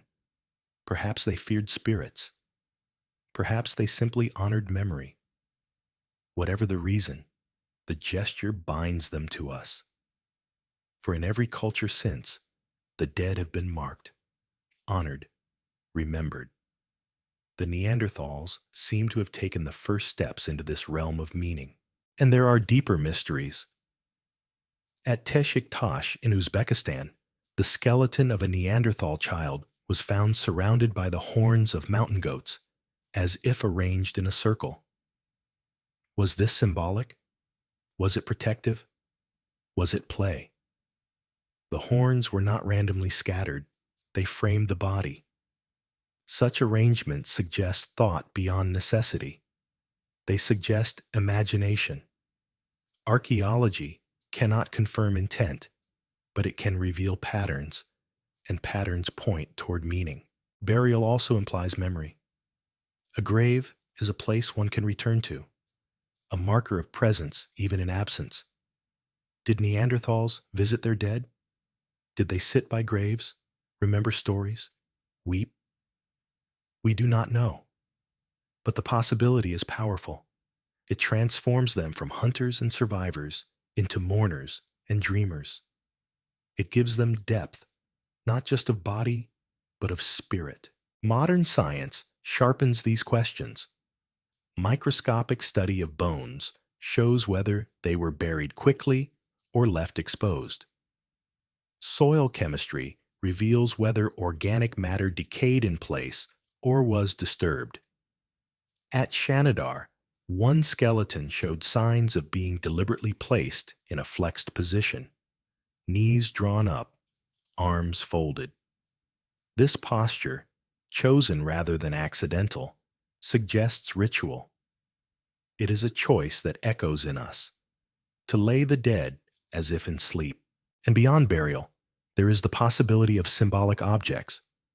Some sites preserve ochre, red mineral pigment, associated with burials. Whether for decoration, ritual, or utility is unclear. Yet red ochre has long been linked to symbolic thought, to the idea of blood, life, rebirth. If Neanderthals used it with their dead, then symbolism was part of their world. The evidence is faint, but enough to unsettle the image of brute creatures. Their lives and their deaths were marked by meaning. Picture the moment in Shanidar. A cold cave, torches flickering. A body lies still, eyes closed forever.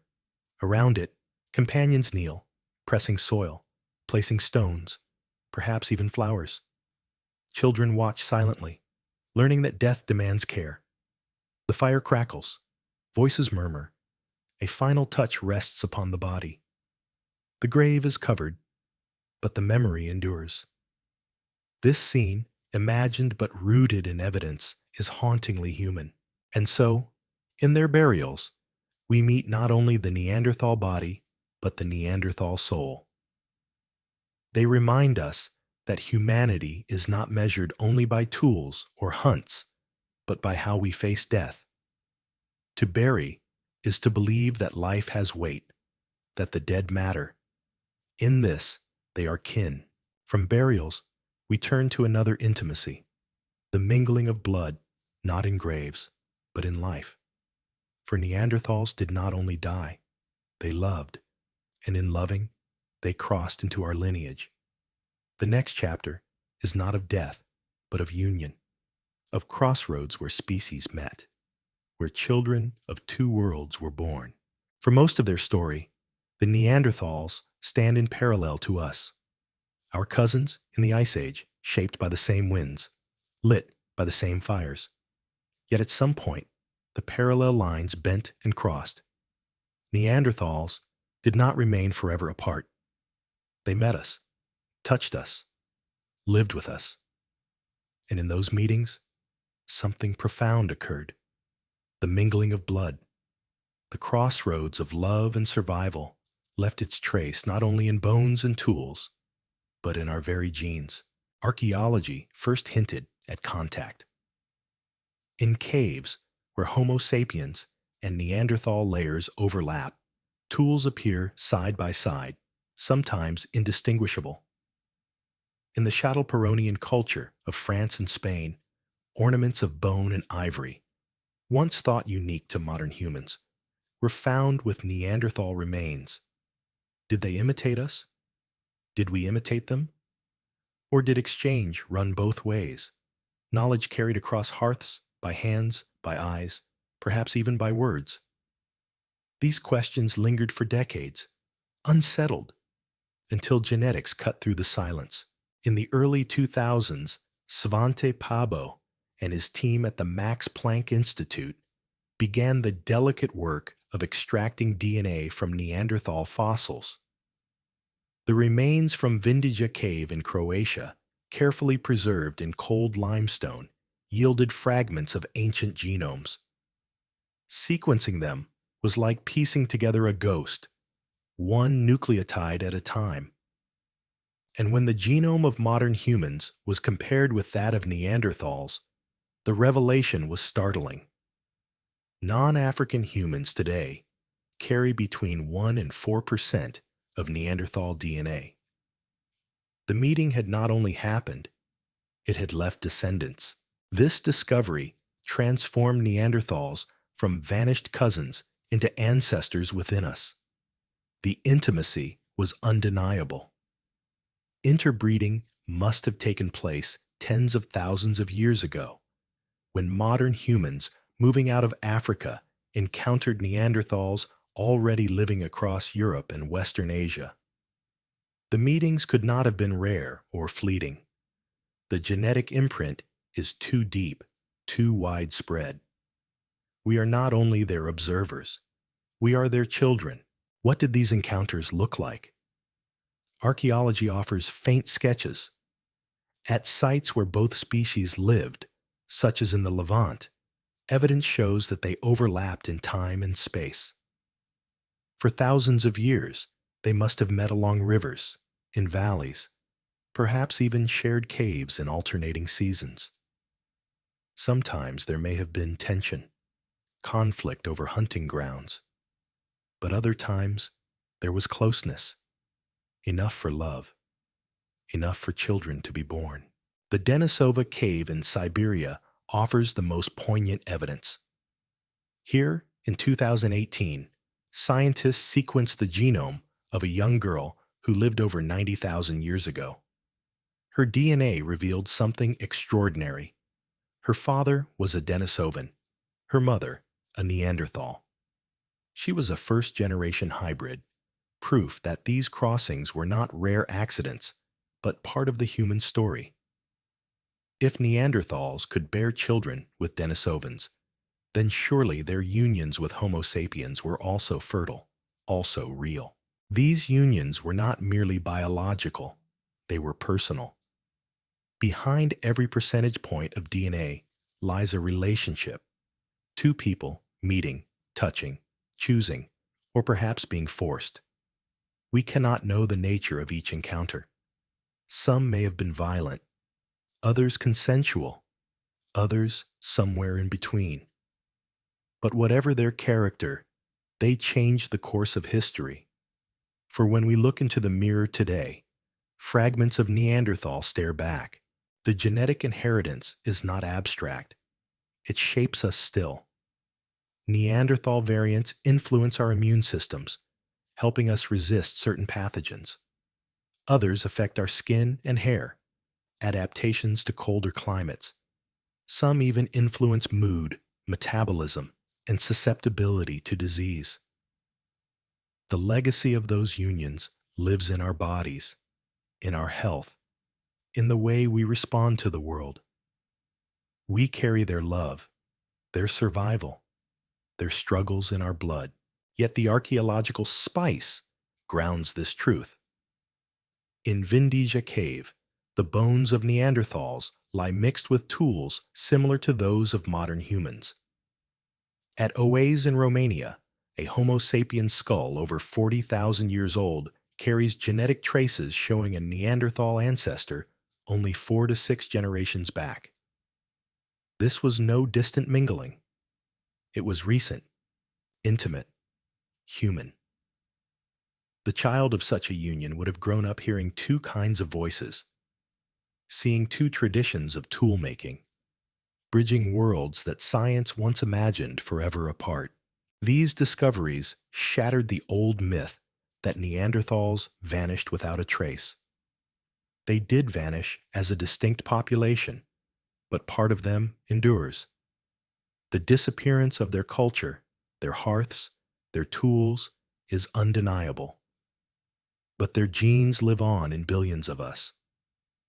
Every handshake, every embrace today carries fragments of Neanderthal legacy, silent but present. The crossroads of love, then, is not only romantic, it is evolutionary. It ensured that pieces of them would survive Even when their last fires went cold, they are not gone. They are within us, hidden in chromosomes, carried unknowingly by every child born beyond Africa.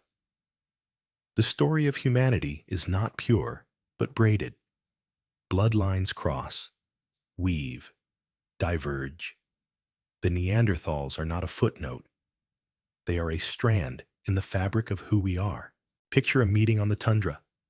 A band of Neanderthals, broad-shouldered, fire-lit eyes, encounter a band of Homo sapiens, taller, leaner, voices carrying different rhythms. At first, suspicion, then perhaps exchange. A tool, a piece of meat, a gesture. Days pass, bonds form. A child is conceived. That child, unknown to its parents, would carry the seed of a future in which Neanderthals would be gone, yet never lost. And so, in this union of blood, we see both continuity and tragedy. Continuity, because they endure in us. Tragedy, because their own line faded. Love could not preserve their world entire. Their culture, their language, their faces as distinct people would vanish in time. What remained was diluted, folded into us. And the question rises, if they mingled with us, why did they still disappear? Why did their fires burn out while ours spread across the earth? That question carries us forward, from intimacy to absence, from mingling to vanishing. For even with love, even with blood shared, the Neanderthals walked a path that ended. Their footsteps fade in caves and valleys, leaving only echoes. To understand this loss, we must follow them into their final chapters, into the vanishing trail of a people once as real as ourselves. The story of the Neanderthals ends not with a single event, but with a fading. Their footsteps vanish gradually from the Ice Age landscape, as if snow itself swallowed them.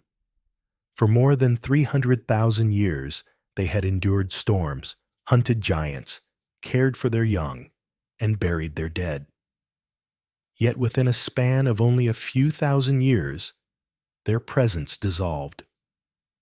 To trace their disappearance is to walk a trail that grows fainter with every step, a path marked by silence as much as by bone. Archaeology captures this vanishing in fragments. In layers of soil across Europe and Western Asia, Neanderthal tools appear in abundance. Flint scrapers, points, and knives shaped in the Mousterian tradition. But as time passes, these layers thin. At sites in France and Spain, the characteristic tools of Neanderthals give way to blades and ornaments associated with Homo sapiens. In some caves, hearths once used season after season fall cold, their ashes sealed under new layers of sediment. The record is not abrupt, but gradual, a shift in stone, in fire, in presence. It is as if the Neanderthals walked away, leaving only embers behind. What drove this vanishing? Climate was one enemy. The Ice Age was not stable, but restless, marked by sudden swings of temperature and environment. A valley rich in game could become barren in a generation. Forests retreated, tundra expanded, glaciers advanced. Neanderthals, adapted to cold, faced not only freezing winters, but unpredictable changes. Archaeological cores of soil and ice reveal abrupt shifts in vegetation, pollen records showing meadows replaced by desert steppe. To survive such upheavals required flexibility. And while Neanderthals endured many such shifts, the final ones may have stretched them too far. Competition was another force. Into their world came Homo sapiens, migrating from Africa, spreading through the Levant, into Europe, into Asia. Taller, with leaner bodies, armed with different technologies, these newcomers occupied the same hunting grounds. Evidence of overlap is clear. In caves like Grotte du Renne in France, artifacts of both species appear in close succession. Sometimes Neanderthals and sapiens may have shared landscapes peacefully, exchanging knowledge, even blood. But other times, they must have clashed. The record holds no battlefields, but scarcity itself breeds conflict. The same reindeer herds could not feed both forever. Numbers also mattered. Genetic studies suggest Neanderthal populations were small, fragmented into scattered groups. Their total numbers may never have exceeded tens of thousands across an entire continent. In contrast, Homo sapiens expanded rapidly, their populations larger, their networks wider. A small group can endure for centuries, but in the face of competition and change, fragility grows. Archaeological signs of inbreeding among Neanderthals hint at dwindling diversity, a weakening of resilience. The thread of their survival stretched thin, and yet their vanishing is not only decline, but absence that echoes. At some sites, abandoned hearths preserve a final moment. Ash layers untouched, stone tools left where they fell. In Spain, caves once filled with Neanderthal activity fall silent just as Homo sapiens arrive. At Vindiga Cave in Croatia, Neanderthal bones date to around 40,000 years ago, among the last of their kind. Soon after, their traces vanish from the soil. The ground itself records their disappearance like a book with missing chapters. The mystery deepens when we remember how long they endured before. For hundreds of millennia, they survived every challenge. Storms, predators, famines, they overcame all. To vanish so quickly in evolutionary terms is startling. Perhaps it was not a single cause, but many, converging: climate, competition, numbers, disease. Some scientists even speculate the pathogens carried by Homo sapiens may have spread into Neanderthal populations, illnesses against which they had no defense. If true, their extinction may have come not from spear or storm, but from invisible enemies carried in blood. Whatever the cause, their footsteps faltered. Imagine a small band moving through a winter forest, fewer each year. Children born but not surviving. Elders buried, hunts yielding less. Fires still lit, but the circle smaller. Songs, if they had them, quieter. The world changing around them, pressing harder each season. And then, at last, the final fire extinguished, the final voice gone. No record marks the exact day or place. They did not leave monuments. They left silence. But silence does not mean erasure. For even as their culture faded, their blood mingled with ours. Genetic evidence is clear. They are not entirely gone. In every cell of modern humans outside Africa, fragments of Neanderthal DNA remain. The paradox is haunting. They disappeared, yet they live on. Their footsteps vanish from the earth, but echo in our veins. Archaeological spices sharpen this paradox. At the site of Oase in Romania, the jawbone of a Homo sapiens dating 40,000 years ago carries Neanderthal DNA so recent that one ancestor lived only 4 to 6 generations earlier. Here, at the very twilight of their presence, Neanderthals were not only fading, but also merging. Their line ended not in a cliff, but in a crossing. Their extinction was also survival, but transformed, folded into us. What remains in the soil is absence. Hearths gone cold, tools no longer made, bones no longer buried. But what remains in us is presence, genes that influence our skin, our immunity, our bodies. The Neanderthals did not vanish into nothing.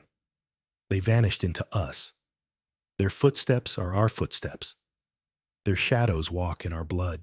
And so, from vanishing, we turn to endurance, from absence to legacy.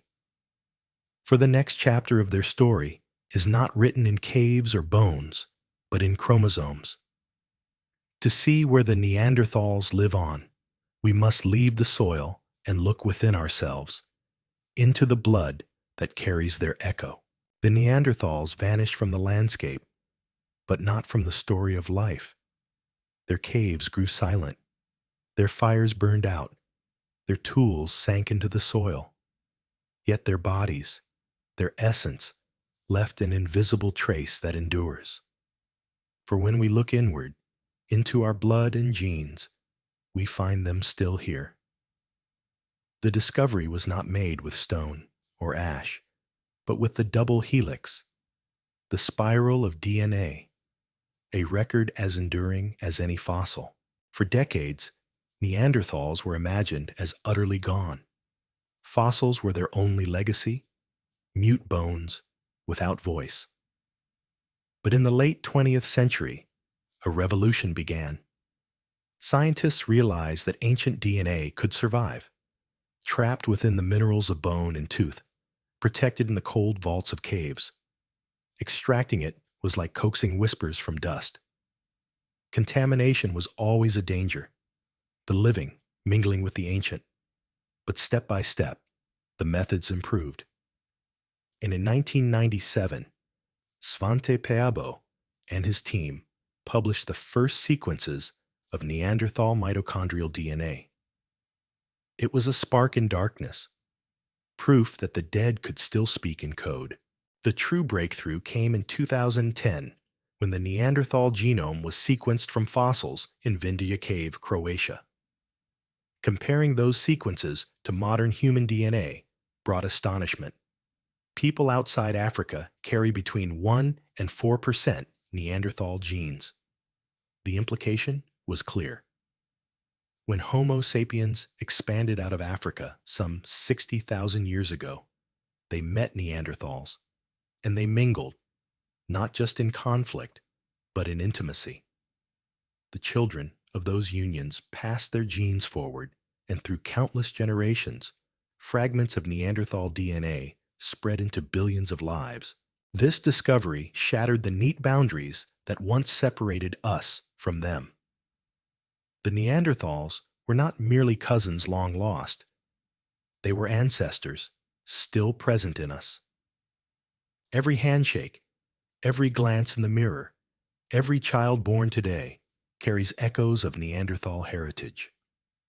Their extinction was not absolute. It was transformation. But DNA is not only memory. It is influence. Neanderthal genes shape us even now. Some variants affect the keratin in our hair and skin, adaptations for surviving in colder climates. Others strengthen immune responses, helping fight pathogens our African ancestors had never encountered. Yet some carry burdens, increased risk for depression, nicotine addiction, diabetes, even susceptibility to severe COVID-19. The Neanderthal legacy is neither holy blessing nor curse. It is a complex inheritance, the mixed fate of survival written into chromosomes. Archaeological spices sharpen this picture. At Oase in Romania, the jawbone of a Homo sapiens dating 40,000 years ago shows Neanderthal ancestry only a handful of generations back.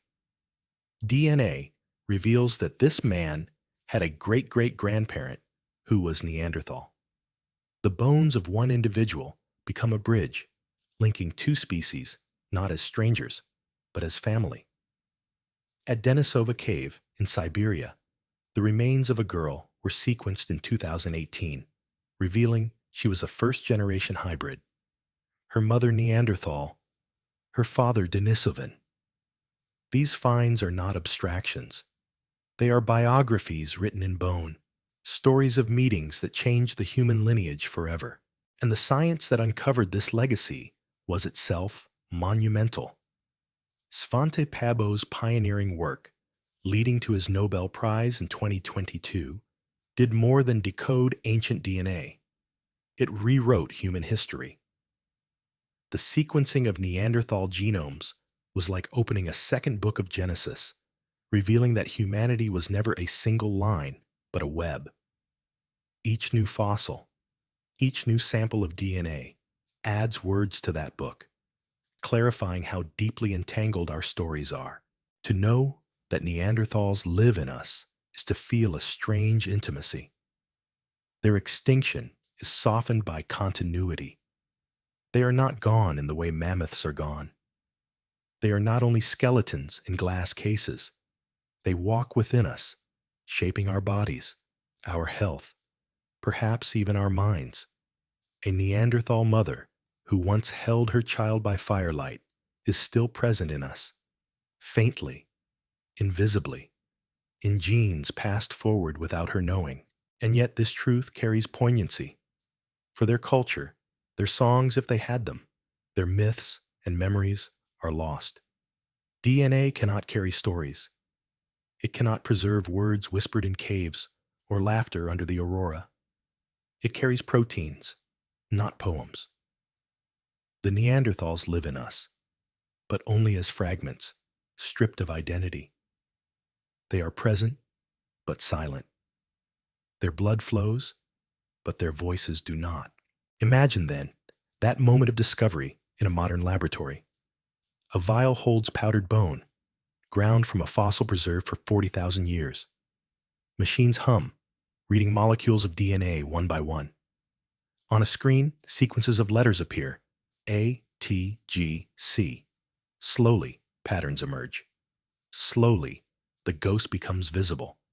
And then the realization. These sequences are not alien. They are familiar. They are ours. It is as if the Neanderthal, thought long lost, leans forward across time to say, I am still here. But their presence in our blood raises deeper questions. What does it mean to carry their genes? Are we partly Neanderthal? Or are they wholly absorbed into us? Does ancestry fade when culture disappears? Or does it endure regardless? These are not only scientific questions, but philosophical ones, cutting to the heart of identity. We are not pure. We are not singular. We are mosaics, woven from threads of many. Their genetic survival reframes their extinction. They did not simply vanish. They were absorbed, transformed, remembered in flesh. This changes how we see them, not as failures of evolution, but as contributors, partners in the making of humanity. Their footsteps may have faded from caves and valleys, but their bloodlines walk the earth in every living generation. And so, in the double helix, the Neanderthals return, not as shadows, not as fossils, but as participants in our being. They are in our hair, our skin, our immune cells. They are in the curve of a jaw, in the susceptibility to a fever, in the resilience against cold. They are in us, unbidden but undeniable. From blood, we turn to perception, from genetics to memory. For if science has restored Neanderthals within us, culture has restored them to our imagination. Once drawn as brutes, they are now recognized as complex beings. The next chapter is not about extinction or blood, but about redemption, the way science and art together have brought Neanderthals back into human dignity. For more than a century, the Neanderthals were imprisoned in an image they did not deserve. They were drawn as half-apes, stooping, brutish, dragging clubs through the mud of prehistory. Children's textbooks mocked them. Cartoons turned them into comic cavemen, and even serious science once dismissed them as failures. Their bones told a different story, but the story was muffled beneath prejudice. Only in recent decades has science restored them, redeemed them from caricature, and placed them back among the circle of humanity. The distortion began early. When the Neander Valley remains were first described in 1856, scholars debated fiercely. Were they human, diseased, or something else? Then, in 1911, French paleontologist Marcelin Boule published his influential study of the La Chapelle aux Saints skeleton. The individual was elderly, crippled by arthritis, his spine bent, his joints stiff. Boole mistook pathology for anatomy, portraying the Neanderthal as a hunched, ape-like creature incapable of refined behavior. His report shaped popular imagination for generations. Museums displayed reconstructions based on his vision, and artists exaggerated further. Thick hair, low brows, snarling mouths. The Neanderthal became the archetype of the caveman, a symbol of stupidity and failure. Archaeological spices remind us how wrong that image was. The La Chapelle skeleton, when re-examined with modern forensic methods, revealed not a shambling brute, but an old man crippled by disease. CT scans showed spinal deformities consistent with arthritis, not species-wide traits. Other Neanderthal skeletons stand upright, robust but not stooped. Boole's error had cast an entire people in the shadow of one man's illness. His mistake persisted because it fit cultural prejudice, a need to see ourselves as superior, to imagine others as primitive. Science itself became complicit in myth-making, but the tide turned. In the latter half of the 20th century, new discoveries and better analysis began to chip away at the stereotype. The careful excavation of Shanidar Cave revealed burials, care for the injured, and signs of compassion. At La Ferracie, the precision of stone tools showed skill, planning, and knowledge passed across generations. At sites in Spain and France, pigments and ornaments hinted at symbolic thought. Each find cracked the shell of Boole's brutish caricature, letting complexity shine through. The final blow to the stereotype came from genetics. The sequencing of Neanderthal DNA in the 2000s proved not only their closeness to us, but their presence within us. The revelation that every non-African human alive today carries Neanderthal DNA made it impossible to dismiss them as failed experiments. They were not distant, they were family. In 2022, Svante Pääbo's Nobel Prize for this work symbolized more than a scientific triumph. It was an act of restoration, granting Neanderthals their place in human history. Modern reconstructions now show them not as monsters, but as people. Forensic artists layer muscle and skin over skulls, guided by data, not prejudice. The faces that emerge are strikingly human. Broad noses, strong brows, yes, but also warm eyes, lips capable of smiles. Some reconstructions even reveal freckles, pale skin, or red hair, based on genetic clues. The transformation is profound. Where once there were stooped savages, now there are cousins, kin, whose faces could pass in a crowd today. Museums have updated their displays. Where once mannequins glared from beneath sloping brows, now they meet our eyes with calm intelligence. Documentaries, films, and books increasingly present Neanderthals as complex, social, creative. Science has returned them from exile in the imagination. This is the return in science. Not a literal resurrection, but a restoration of dignity. Yet this redemption was not inevitable. It required the patience of archaeology, the precision of forensics, the persistence of genetics. Each fossil, each DNA fragment was like a piece of broken reputation stitched back together. It required humility too, a willingness to admit past mistakes, to see that what we once called primitive was often only misunderstood. In this way, the story of Neanderthals reflects the story of science itself, a journey from error to clarity, from bias to understanding. Still, scars of the old image linger. Popular culture remains haunted by cavemen jokes and cartoons. The stereotype is slow to die. But within the academy, within museums, within the consciousness of those who study the past, Neanderthals have returned as full participants in humanity's story. They were not less. They were different. Not failures, but survivors for hundreds of thousands of years. Their extinction does not erase their achievement. Picture a visitor walking through a modern museum. Behind glass, a Neanderthal face meets theirs. Not snarling, not stooped, but calm, alive, almost familiar. The visitor leans closer, surprised by recognition. In that moment, the barrier of centuries collapses. Science has made this possible, peeling away prejudice to reveal kinship. The Neanderthals are not gone, not caricatures, not curiosities.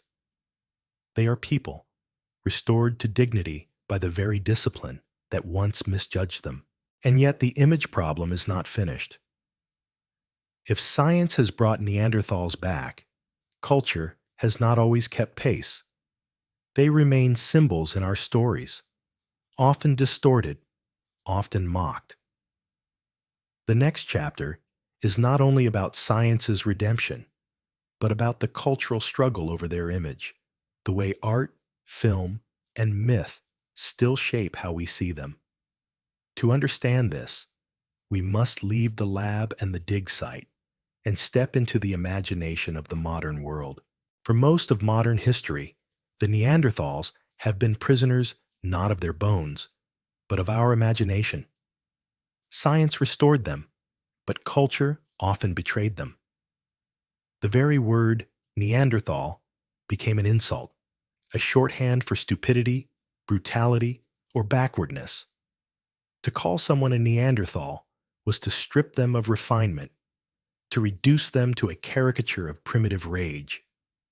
The problem of image is as much about us as it is about them, for it reveals how humans choose to see their kin and how prejudice lingers even when evidence says otherwise.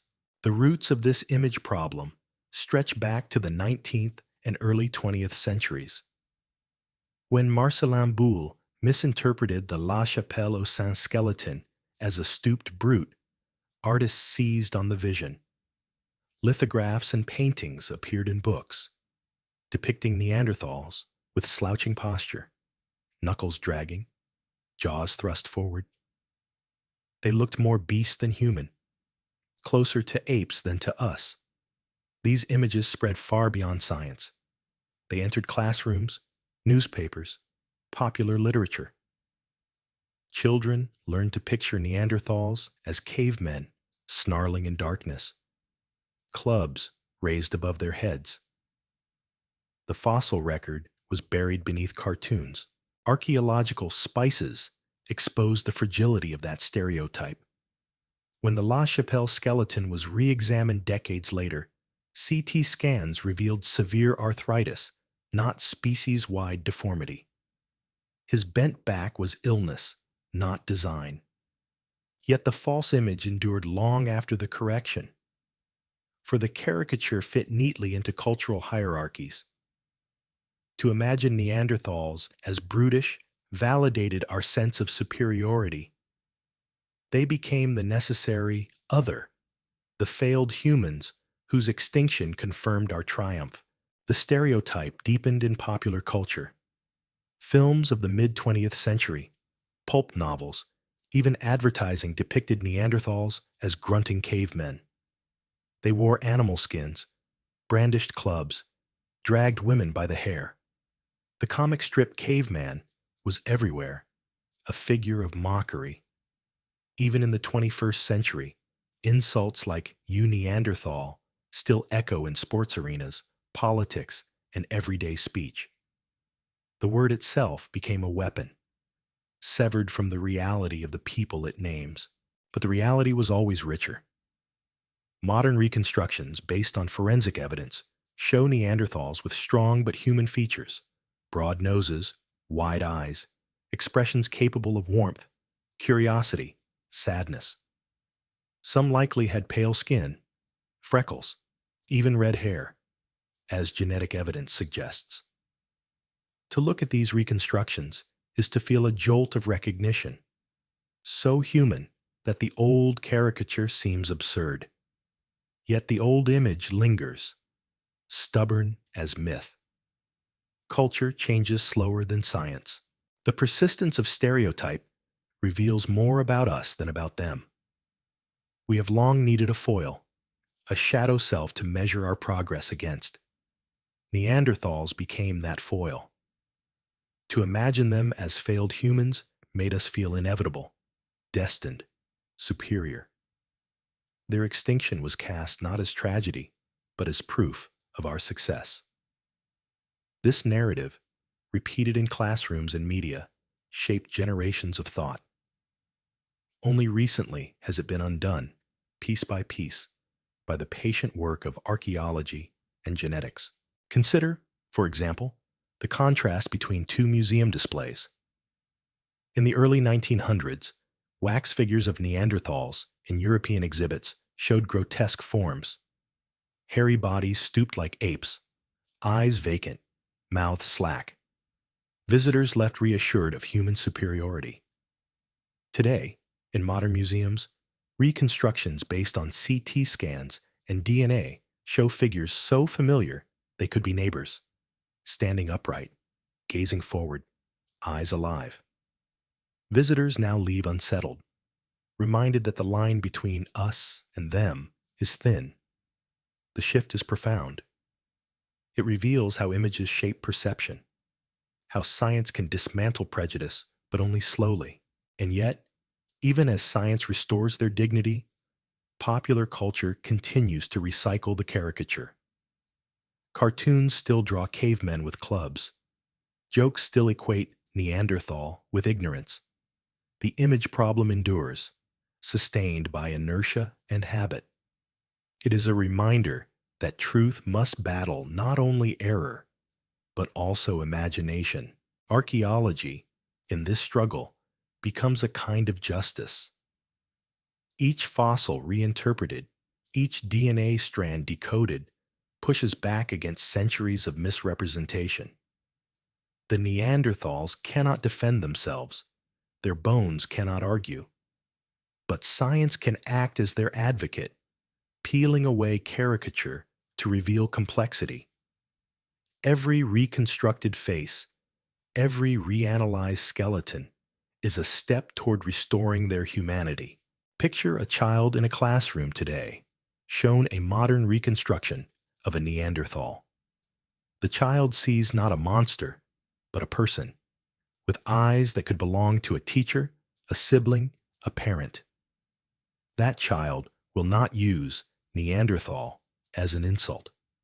That child will grow up knowing that our cousins were not failures, but survivors, intelligent and resilient. In that moment, the stereotype loses power. The image problem is not just historical. It shapes how we think about ourselves now. If we dismiss Neanderthals as primitive, we also dismiss part of ourselves, for their blood runs in ours. To insult them is unknowingly to insult our own ancestry. Their redemption in science is also a redemption of human diversity, an admission that humanity has never been singular. But perhaps the deepest blow to the stereotype lies not in reconstructions or genetics, but in art. Their art. For scattered across caves and valleys are hints that Neanderthals may have created symbols, ornaments, even music. If true, then the brutish caricature collapses completely. To explore this possibility, we must step from image into sound, from stereotype into creativity. The next chapter leads us into caves where firelight meets pigment, into bones that may once have been flutes. To truly meet the Neanderthals, we must hear the echoes of their art. Cold shaped their world, fire sustained it, but music may have given it meaning. When we think of the Neanderthals, we picture stone tools, mammoth hunts, fire-lit caves. But scattered traces suggest that their lives were not only about survival. They may have created sound, rhythm, even beauty. In the chill of Ice Age Europe, amid storms and predators, they may have lifted bone to lips and blown a note into the dark. The most haunting clue was found in a cave in Slovenia called Divje Babe. In 1995, archaeologists uncovered a fragment of bone from a young cave bear. It was pierced with holes, spaced in a way that suggested a flute. At first, many dismissed it as an accident, bite marks left by carnivores gnawing the bone. But further analysis revealed alignment, symmetry, intention. If it was indeed a flute, it would be the oldest known musical instrument in the world, more than 40,000 years old, and possibly made by Neanderthals. To imagine a Neanderthal sitting by firelight, pressing lips to bone, releasing sound into the cave, is to feel the walls of time collapse. Music, if it was theirs, would make them not only hunters, but artists. Skeptics argue still. Some say the holes do not prove design, that they are too irregular. Others insist the spacing is deliberate, too precise to be chance. Forensic analysis has shown wear consistent with human modification, but the debate continues. Yet even the possibility is enough to unsettle. For music is not necessary for survival. It is something more, a gesture of imagination, of emotion, of expression. If Neanderthals made music, then they dreamed. Archaeological spices deepen this picture. At sites in Spain, cave walls bear traces of red ochre and black pigment, dated to more than 60,000 years ago, long before Homo sapiens arrived in Europe. If the dates hold, Neanderthals painted these marks. Some are abstract lines, others hand stencils, symbols pressed into stone. They are not elaborate murals, but they are deliberate. They show the urge to leave a mark, to express beyond necessity. Ochre fragments have also been found in Neanderthal layers, sometimes shaped into crayons. Pigment on tools and bones suggests it was used for decoration, perhaps body paint, perhaps ritual. To decorate is to imagine, to symbolize. These traces may be faint, but they glow against the stereotype of brutish silence. Even shells bear witness. At sites in Italy, pierced shells with traces of pigment have been found in Neanderthal contexts. They may have been strung as necklaces, worn as ornaments. Ornament is not survival. It is statement. It tells of identity, of meaning carried in color and shape. The Neanderthals, it seems, adorned themselves, their world, their dead. They reached beyond the hunger of the body to the hunger of the spirit. Yet music and art were not luxuries. In the Ice Age, they may have been tools of cohesion. A song around the fire binds the group, unites voices against the howl of wind. A painted mark on stone says, "We were here," staking presence against oblivion. Ornament distinguishes kin, signals belonging. These gestures of creativity, fragile though they are, may have been as vital as spears. They wove memory, forged identity, strengthened bonds. Fire was their constant companion in this. Every act of music or art unfolded in its light. The glow of flames flickering on cave walls turned simple pigments into visions, shadows into stories. The warmth of fire allowed hands to craft ornaments, allowed voices to sing. Fire was survival, but also stage. Archaeologists uncover hearth after hearth, circles of ash layered in caves. Some are so well preserved that the patterns of wood can be traced, showing careful placement. Around those fires, we can imagine not only meals, but moments of beauty, notes played, hands stained red with pigment, shells strung together. Fire gave more than heat. It gave atmosphere, intimacy, reflection. Picture a Neanderthal camp. Outside, snow swirls. The cold presses hard. Inside the cave, firelight glows. A child plays with a pierced shell, threading it with sinew. An elder grinds ochre into powder, mixing it with fat to smear on skin.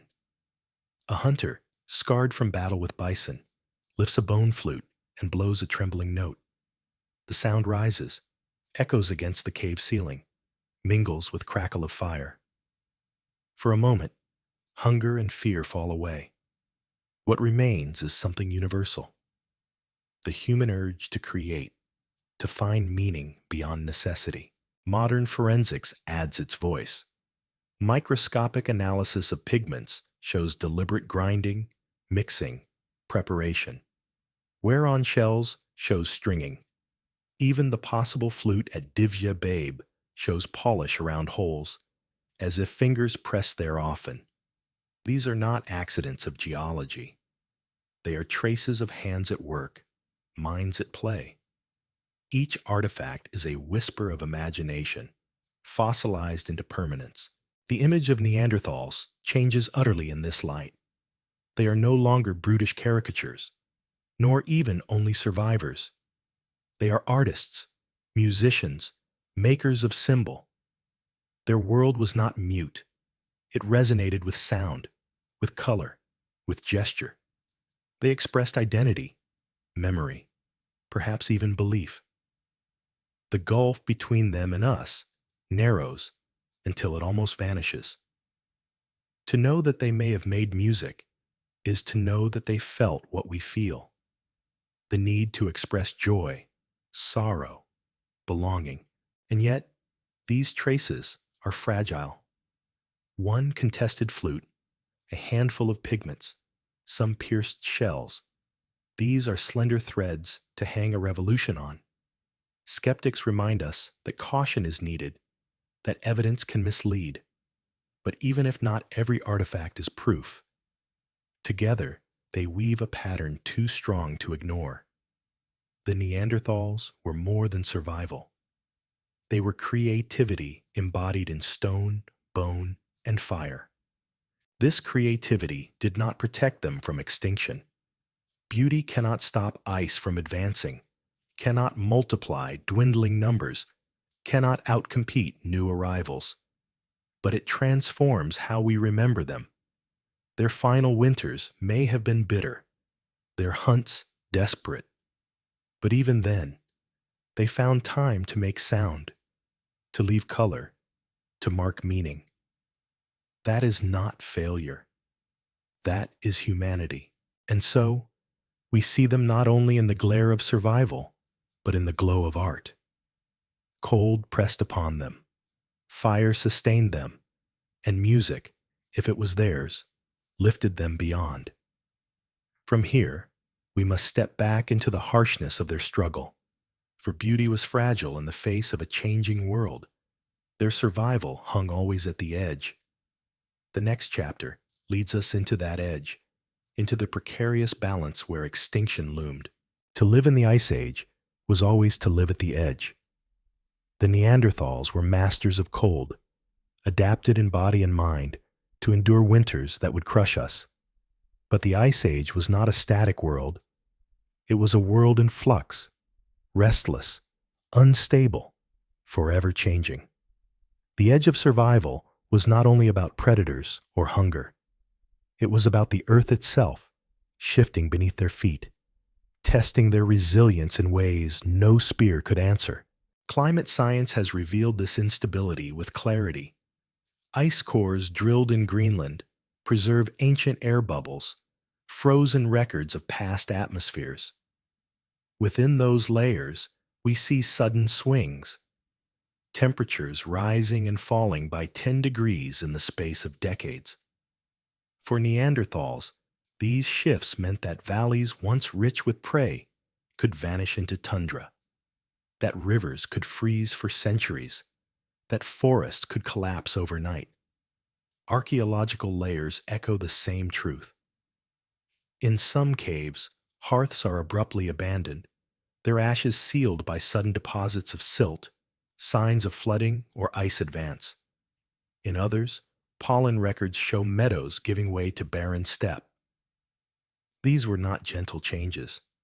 They were violent transformations, and each demanded adaptation. The Neanderthals endured many such upheavals. For over 300,000 years, they survived waves of cold and warming. Their bodies bore the marks of adaptation. Short, powerful frames that conserved heat, wide noses that warmed frigid air, muscles dense enough to withstand endless toil. But even resilience has limits. The later stages of the Ice Age delivered shocks that strained their world. As glaciers advanced, prey herds shifted routes, sometimes vanishing from familiar hunting grounds.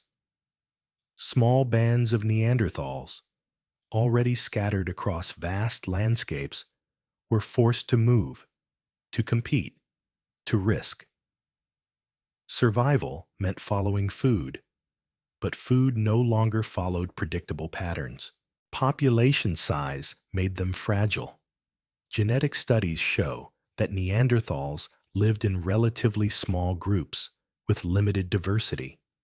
Unlike Homo sapiens, who expanded in larger, interconnected networks, Neanderthals may have been isolated, their bands separated by mountains, rivers, and distance. Archaeological sites reveal clusters of activity, but not vast settlements. Each group numbered perhaps a few dozen at most. Such small populations could survive for centuries, but when prey diminished or climate shifted, collapse could come swiftly. A famine might wipe out a valley's group entirely. Unlike sapiens, they lacked the safety net of wide networks. Their edge was thinner. Archaeological spices give us glimpses of this fragility.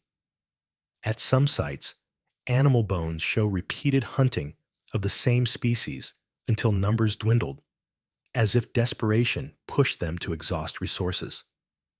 In certain caves, hearth layers thin, suggesting less frequent occupation, fewer returns. At El Sidrón in Spain, skeletal remains hint at cannibalism, perhaps driven by starvation.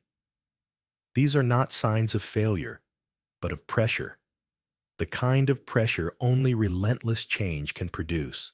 Disease, too, may have stalked them. The mingling with Homo sapiens carried not only love, but pathogens. Some scientists suggest that diseases to which sapiens had adapted in Africa may have swept through Neanderthal populations with devastating effect. No direct fossil can prove this, but genetic evidence hints at immune struggles. The fragile size of their groups would have amplified every outbreak, every loss. On the edge of survival, even small shocks echo loudly. Still, they endured longer than many realize. For hundreds of millennia, they survived disasters that would have ended us. They weathered volcanic eruptions, ice advances, sudden droughts. The eruption of Campi Flegrei in Italy around 40,000 years ago blanketed much of Europe in ash, darkening skies, altering climate. Some suggest this catastrophe dealt a blow to Neanderthal populations already in decline. Ash layers in caves record this event, sealing hearths and tools under gray silence. Imagine the sky dark for months, the sun dim, the air heavy with dust. In such a world, even the hardiest survivors faltered, and yet their survival was not only about resilience to environment, it was also about encounter. For as they clung to the edge, Homo sapiens spread into their lands, bringing new tools, larger networks, and relentless expansion. Archaeology shows the overlap clearly. Sapiens and Neanderthals occupying the same valleys, sometimes the same caves, within centuries of each other. For a time, both endured, but one population grew, the other shrank. On the edge of survival, competition was not a concept, it was daily reality. Picture a small Neanderthal group, perhaps 20 souls, moving through a frozen valley. Their prey has shifted north, their food scarce. Fires burn low, children hungry. On a distant ridge, they see another group, taller, leaner, carrying blades of stone long and thin. These are not animals, but humans, sapiens, competitors for the same herds. What did they feel in that moment? Fear? Curiosity? Anger? The evidence cannot tell us, but it can tell us that such encounters multiplied, that the edge of survival grew sharper. The story of the Neanderthals at this edge is not one of failure, but of strain. Every force pressed at once: climate, numbers, competition, disease. Each by itself might not have been enough. Together, they became the weight of extinction. And yet, even as their numbers dwindled, even as their fires went cold, they endured long enough to leave their mark in us. Their extinction is a tragedy, but their endurance is a triumph. Few species have survived so long in such a brutal world. Few have left such echoes. Archaeological sites bear witness to their final struggles. At Vindija in Croatia, bones of some of the last Neanderthals were found, their DNA later sequenced to reveal kinship with us. At Gorham's Cave in Gibraltar, stone tools show Neanderthals clinging to survival at the very edge of Europe, waves crashing below. Here, they may have endured until as recently as 37,000 years ago, holding out on the last frontier. Their footsteps ended not with a single event, but with a gradual retreat until the edge finally claimed them. And yet, as their world shrank, ours expanded. Homo sapiens spread across Europe, across Asia, across the globe. The edge that cut them down became the path that carried us forward. Their loss is our inheritance. But to tell their story truly, we must see not only their vanishing, but their encounters with us, moments of conflict, of exchange, of love. For at the edge of survival, Neanderthals met sapiens, and in that meeting, both were changed. The most haunting chapters of the Neanderthal story are those where our paths crossed. For hundreds of thousands of years, they lived apart from us, cousins shaped by ice and fire. But beginning some 60,000 years ago, as Homo sapiens expanded out of Africa, the two lineages met.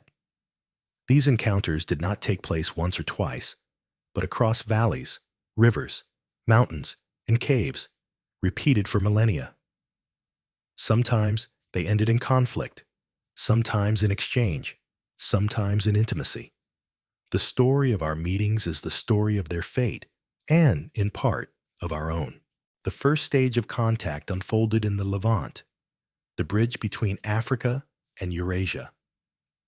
In caves like Skul and Kafse in modern Israel, fossils of early Homo sapiens appear more than 100,000 years ago, long before the Great Migration into Europe.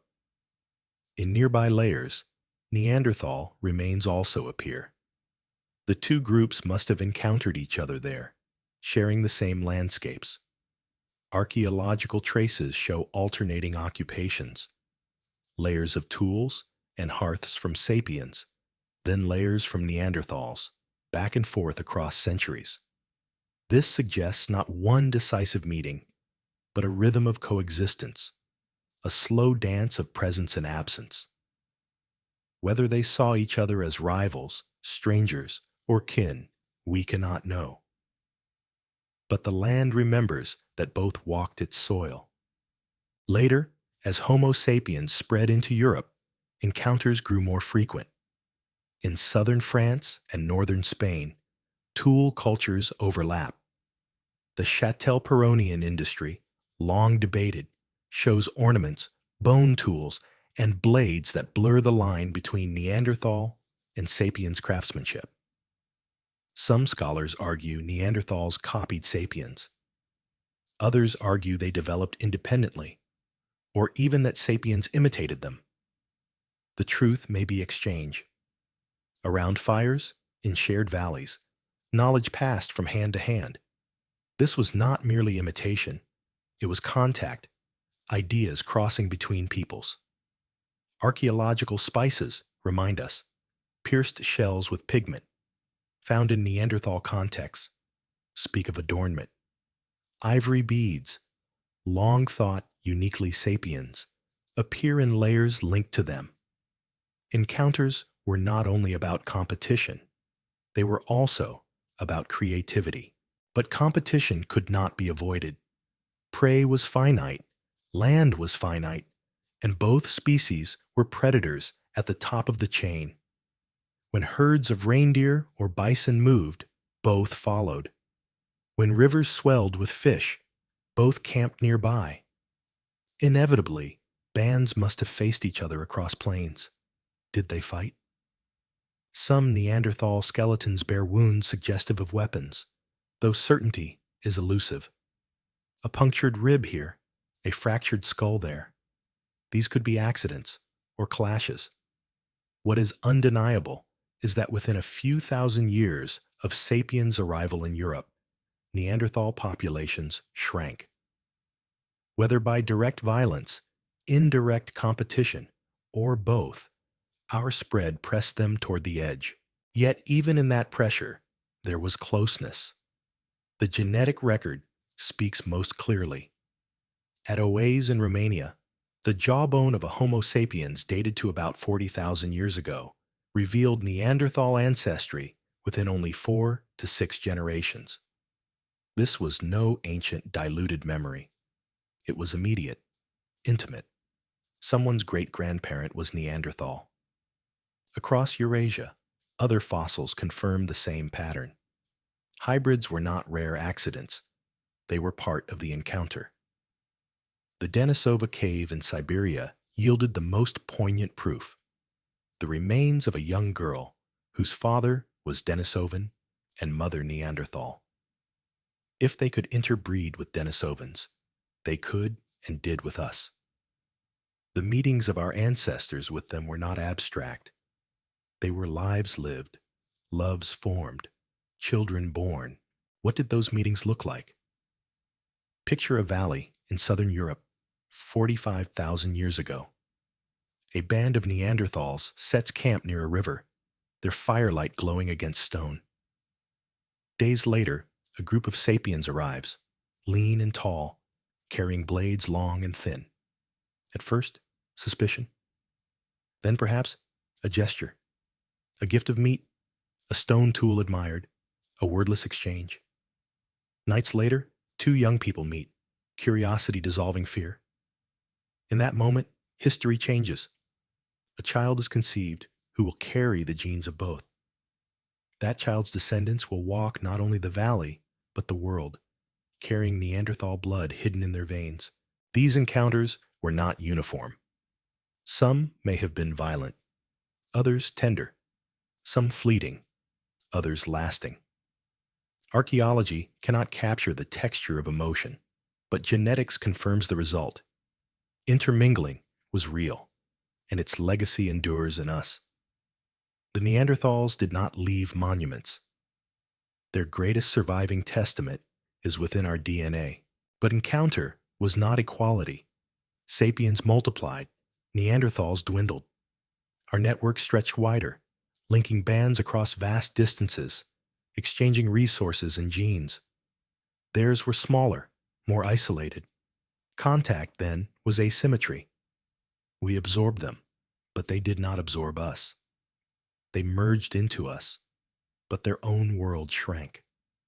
The crossroads of encounter was both union and erasure. Archaeological layers preserve this paradox. At some sites, the tools of Neanderthals and sapiens lie side by side, evidence of coexistence. Yet within a few layers, only sapiens tools remain. Hearths once theirs go silent. Footprints once theirs vanish. The land tells us, they were here, and then we were here, and they were gone. Encounter was intimacy, but also succession. Still, the intimacy leaves its trace. We do not need to imagine Neanderthals as distant. They are not only cousins long lost, but kin still present. When we look into the genome, we find them. They echo in our immunity, in our skin, in our moods. Every modern handshake, every embrace, carries fragments of them, unseen but enduring. Their story is not finished in caves and fossils. It continues in us. And so, encounters with us were double-edged. They gave Neanderthals continuity through us, but they also ended their separate existence. To meet us was both survival and extinction, both kinship and farewell. From these meetings, we turn to the legacy written deepest, not in stone or soil, but in blood. The next chapter leads us into the genome itself, where Neanderthal voices still whisper. When the last Neanderthal fire went out, their voices seemed lost forever. But silence is deceptive. They live still, not in caves or hearths, but in us, in the spirals of DNA coiled inside every cell. Their bones gave us shape, their tools gave us hints, but their genome gave us a revelation. The Neanderthals are not gone. They echo in our blood. The discovery began with fragments of bone from Vindija Cave in Croatia. Cold limestone preserved them like time capsules, sheltering ancient DNA in their marrow. For years, scientists doubted such fragile molecules could survive tens of thousands of years. Yet under careful hands, the fragments yielded sequences of nucleotides, the letters of life. In 2010, when these were compared to modern human genomes, the shock was profound. Non-African people alive today carry between 1 and 4% Neanderthal DNA. Our ancestors had mingled with them, and the mingling had never faded. This was not myth, but measurement. Sequencing confirmed that every modern European, Asian, and many others carry Neanderthal heritage. Only populations whose ancestors never left Africa lack it, for the unions took place after Homo sapiens spread into Eurasia. The encounters were not single accidents, but repeated crossings. Neanderthals became part of us, not a metaphor, but a molecular truth. Archaeological spices ground this revelation in reality. At Oaze in Romania, the jawbone of a Homo sapiens dated to around 40,000 years ago showed a Neanderthal ancestor only 4 to 6 generations back. That was no distant mingling. It was personal, immediate. The Denisova cave in Siberia revealed even more. In 2018, a fragment of bone from a girl was sequenced, showing her to be the child of a Neanderthal mother and a Denisovan father.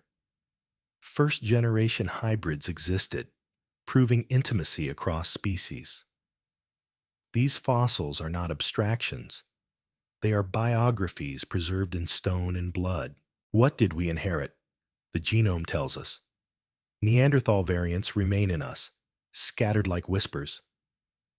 Some strengthen our immunity, helping us recognize pathogens our African ancestors had never faced.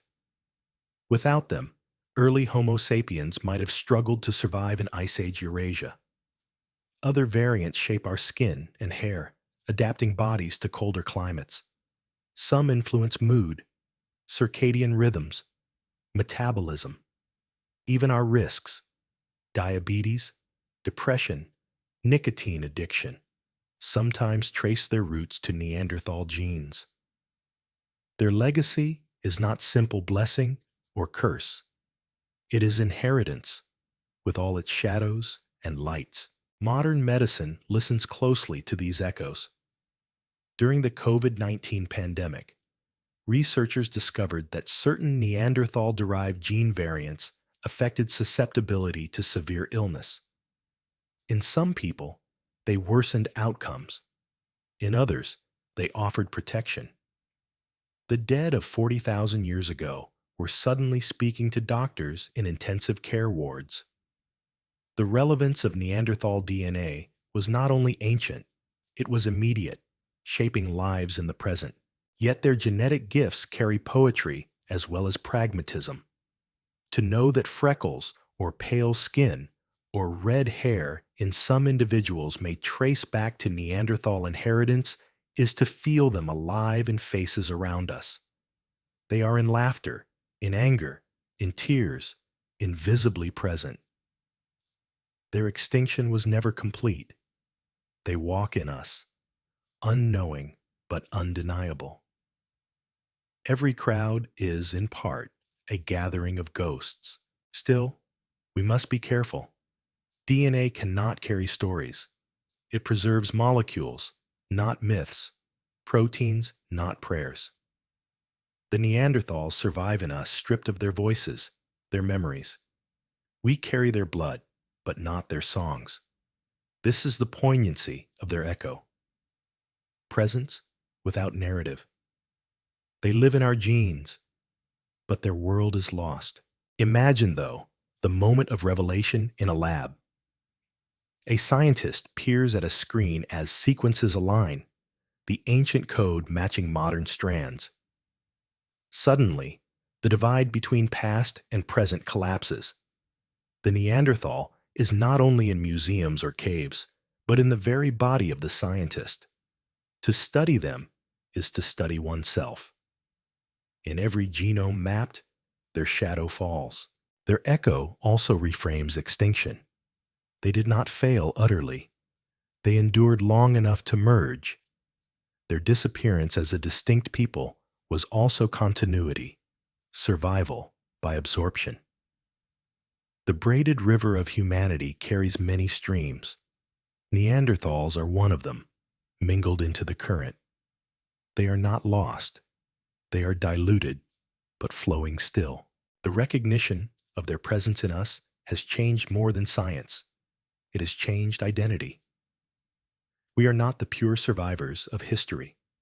We are mosaics, hybrids, inheritors of many lineages. The idea of a sharp divide between modern humans and archaic humans crumbles under genetic truth. The Neanderthals remind us that humanity has never been singular. It has always been plural. Archaeology once gave us caricatures of stooped brutes.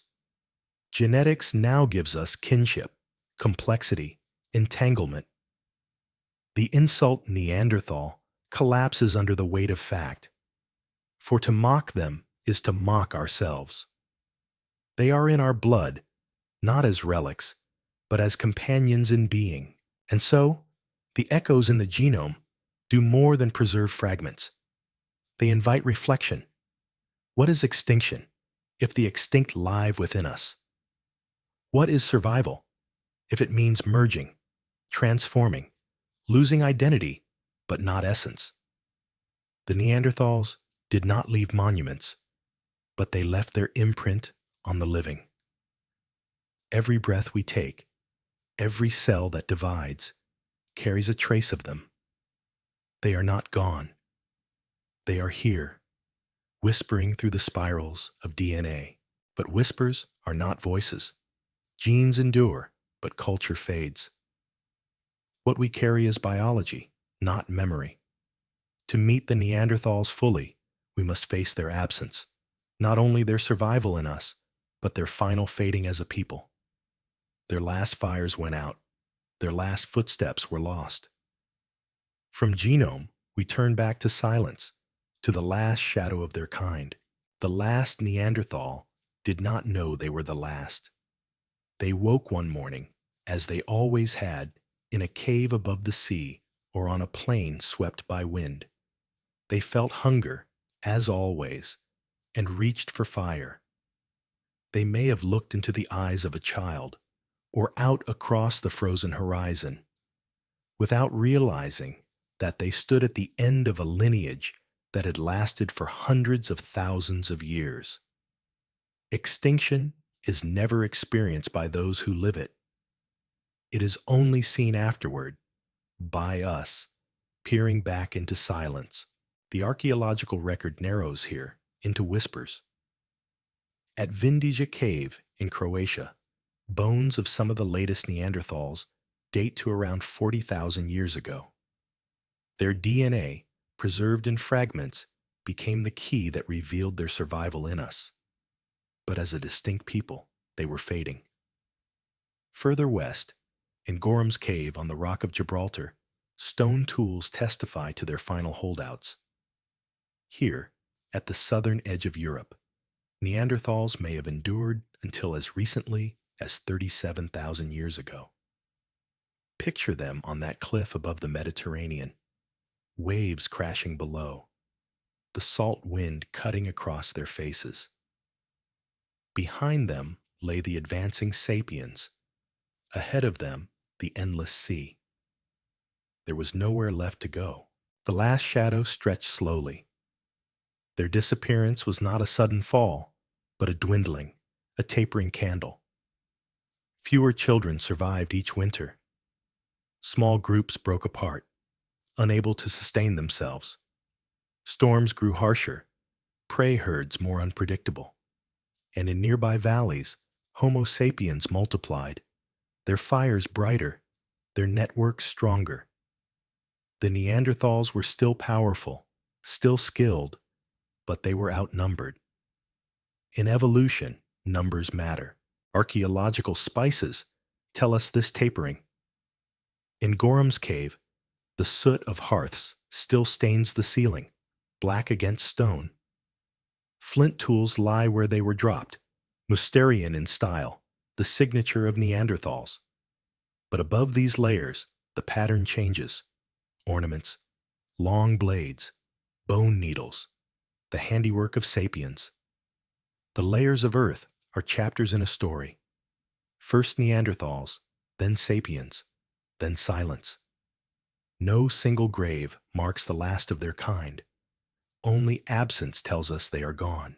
And yet, even as their world vanished, their essence did not. We carry it. Genes scattered in our chromosomes remind us that the last shadow was not complete darkness. It was transformation. Their extinction was real, but not total. They slipped into us, into the living, even as their fires faded. To say they vanished is only partly true. To say they endure is equally true. But what of their final days? Imagine a band in Gibraltar. The sea roars below. The cliffs glow red at sunset. Children play in the sand while adults mend tools, tend fire, watch the horizon.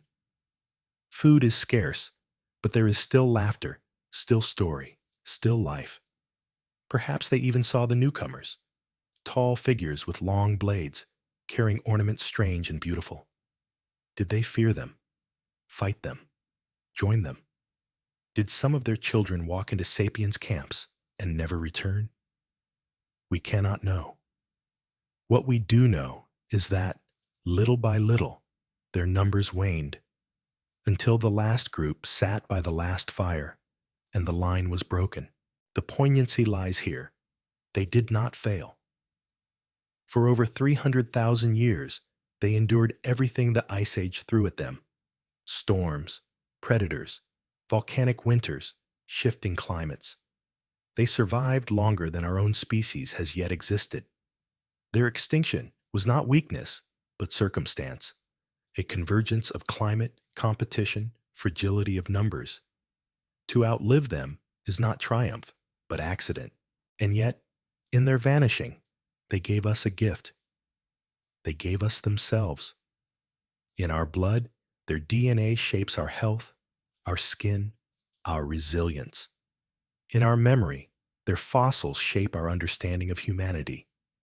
They remind us that we are not singular, not pure, but braided from many strands. To honor them is to honor that truth. Picture standing today in Gorham's Cave.